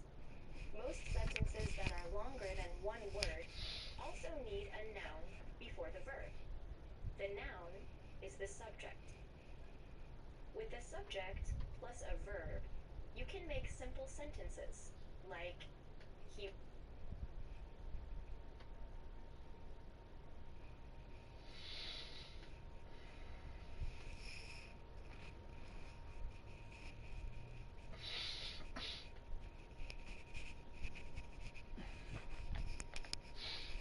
Can you know everything there is to know about grammar?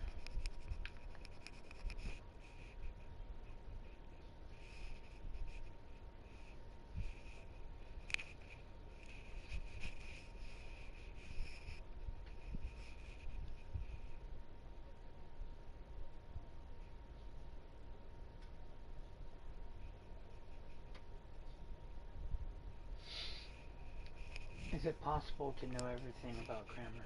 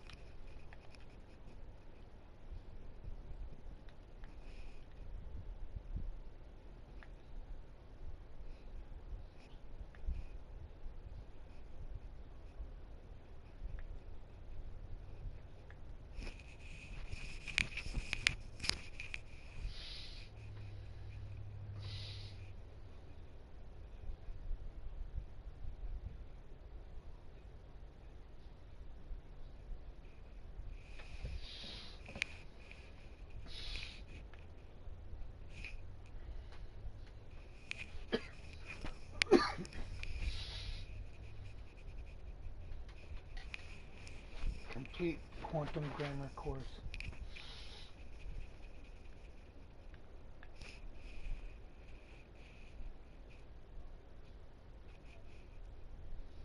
This is what I'm talking about.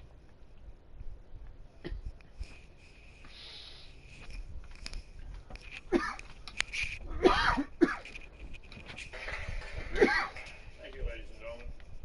Well, as you know, my name is David Wynn Miller, but I punctuate my name. George Washington, Thomas Jefferson, Abraham Lincoln, Benjamin Franklin, all punctuated the same as I did. They were all 34-degree Master Masons. Now, I don't know if there's any Masons in the crowd, but I am a 92nd degree Mason. I know you've been taught that Masonry goes to 33 or 34 degrees for Grand Masters. The reason I'm a 92nd degree Mason is because in 1988 I broke the math interface in all 5,000 languages, proving that language is a linear equation in algebra. This hasn't been done in 8,500 years of written language. When I did so, I was able to unlock the 2/3 of all the words missing from all languages in the world, and I can write any sentence in any language, frontwards and backwards, with the same meaning. Once this was discovered, it completely in the world, and I can write any sentence in any language, frontwards and backwards, with the same meaning. Once this was discovered, it completely 48 hours after I published on the internet, I had 2 Secret Service agents from Washington at my front door going, "Do you realize what you've done? You've just disqualified every treaty, trust, and contract in 8,500 years on planet Earth." I says, "Well," he says, "who did you tell?" I says, "Everyone." I says, "I sent out 100 videos, 20 hours long, including a 100-page report on the entire studies, to all nations of the United Nations and over 100 TV and news agencies around the United States. By doing that, I protected myself, because when you have a secret that is so profound that it would disqualify planet Earth, it would cause you a shock.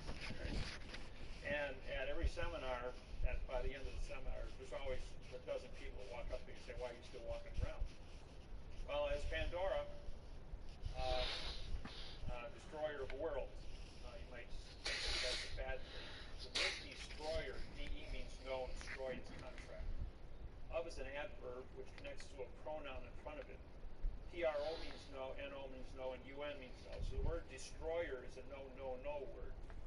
Of is an adverb, ADV, it's a modifier. Modifiers connect to pronouns in front of it and modify the verbs after it. Modification is change, change is motion, motion is action, and action is verb. Therefore, the word world becomes a verb. Do you live in a world of verb, or do you live in a world of fact? You all know the word world is a fact. But because it's the destroyer of verb, I destroyed the world of verb in all 5,000 languages worldwide on April 6th, 1988.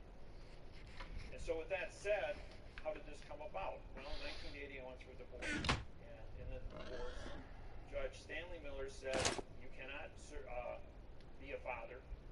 So he took away my children. I'm going, "Well, why would you do that? I've been a good father for 10 years. And he goes, "Because I'm a judge," he says, "and I can take away people's children." just because I can. He says, well, that's sex discrimination under the 1964 Civil Rights Act for equality. I says, I'm going to prosecute you. And he says, you can't prosecute judges. So they're begging for the difference. I says, I know what the law is. You swore to support the Constitution of the United States and the law. I says, I'm going to prosecute you. And he says, you can't prosecute judges. So they're begging for the difference. I says, I know what the law is. You swore to support the Constitution of the United States and the laws given by the United States Congress and the legislature. I says, that includes equality. I says, if I don't have equality, that's discrimination. Pretty simple. So I prosecuted Judge Stanley Miller in 1980, and he was disbarred as a judge. 7 years later, Stanley Miller got reappointed again. 2 weeks later, after he was reappointed, I showed up in his courtroom. Had him disbarred again. 4 days later. 7 years later, 1994, got reappointed again. And I showed up in his courtroom 2 weeks after he got reappointed. Got him disbarred a third time. 3 years later, he died in 1997. And I showed up in his courtroom 2 weeks after he got reappointed. Got him disbarred a third time. 3 years later, he died in 1997. And never served much on the bench. Always was an administrator, but never a judge. And never served much on the bench. Always was an administrator, but never a judge. As a result of that, when the judge took away my children, that violation, that breaking of my heart, put me on a path. That path was anger. You don't take away a parent's child. And the pain that caused, pain makes thought, thought makes wisdom, and wisdom grows to maturity. So, as a result of that pain, I started studying. Now, we go through 3 phases in life. You do not know what you do not know. Well, it's like putting your hand in fire. It looks pretty. You touch it, you get burned. Well, you know what you don't know.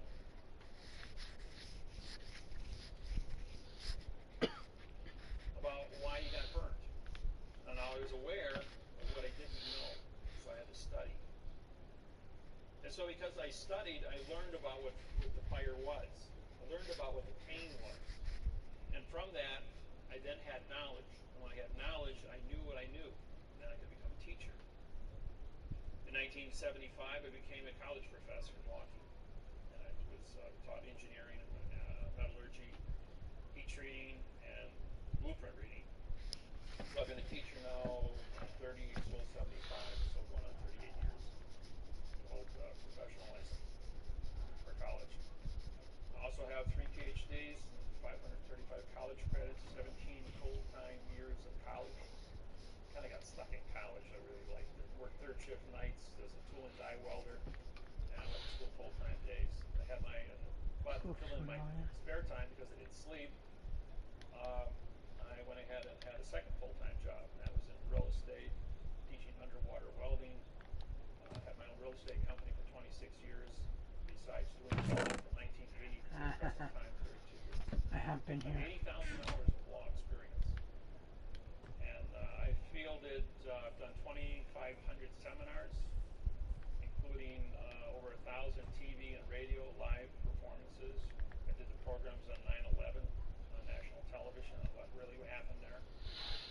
There's only a few people in the world that have my background and credentials about what heat treating is, nuclear science, string theories and quantum physics. I have a 200 IQ. I read 400 words a second, math codes. It's something that's 400 words a second, math codes. It's something that's acquired art. You can give me an inch of paper and I'll documents and I'll blow through it in about a minute. And I'll be able to tell you exactly about how many mistakes are in it and what to do about it. The program today is going to cover many different aspects. I'm going to go through parts of speech, which I wrote up here. It took 6 years of my life to discover this. It isn't really what you think it is. And what they teach you in school is not what you actually is actually what's going on. and this isn't to insult anybody, but all of you have a second grade reading level. It isn't just you, it's the entire population of the planet was instructed and through TV, radio, newspapers, and magazines to keep you in a second grade reading level, because that way they could harvest the entire population of the planet. There's a few individuals called federal judges and chief federal judges at a state level. They control what's called parsing, syntax, grammar, and the secrets therein.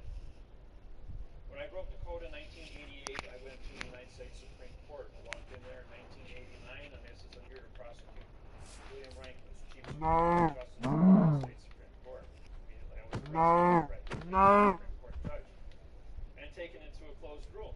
Well, when we got down in that room, I had 6 marshals standing shoulder to shoulder surround me, and William Rehnquist came down from his chambers to see me, and I says, I have your signed confession for treason against the United States people. I says, I've used parse, syntax, grammar against your opinion since you've been in office. He says, okay guys, you can all leave now. Mr. Miller and I are going to sit in this closed room. You've already frisked him. He has no weapons. He doesn't seem to be of stature that can overpower me. And we're going to have a little discussion. So for the next 2.5 hours, William Rehnquist and I became very good friends.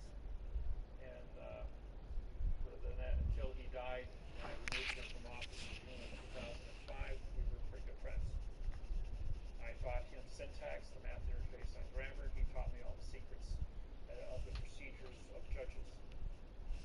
But a lot of the things he taught me, he was in error of, because 2/3 of all the words were missing from the procedures by which he wanted to formulate answers.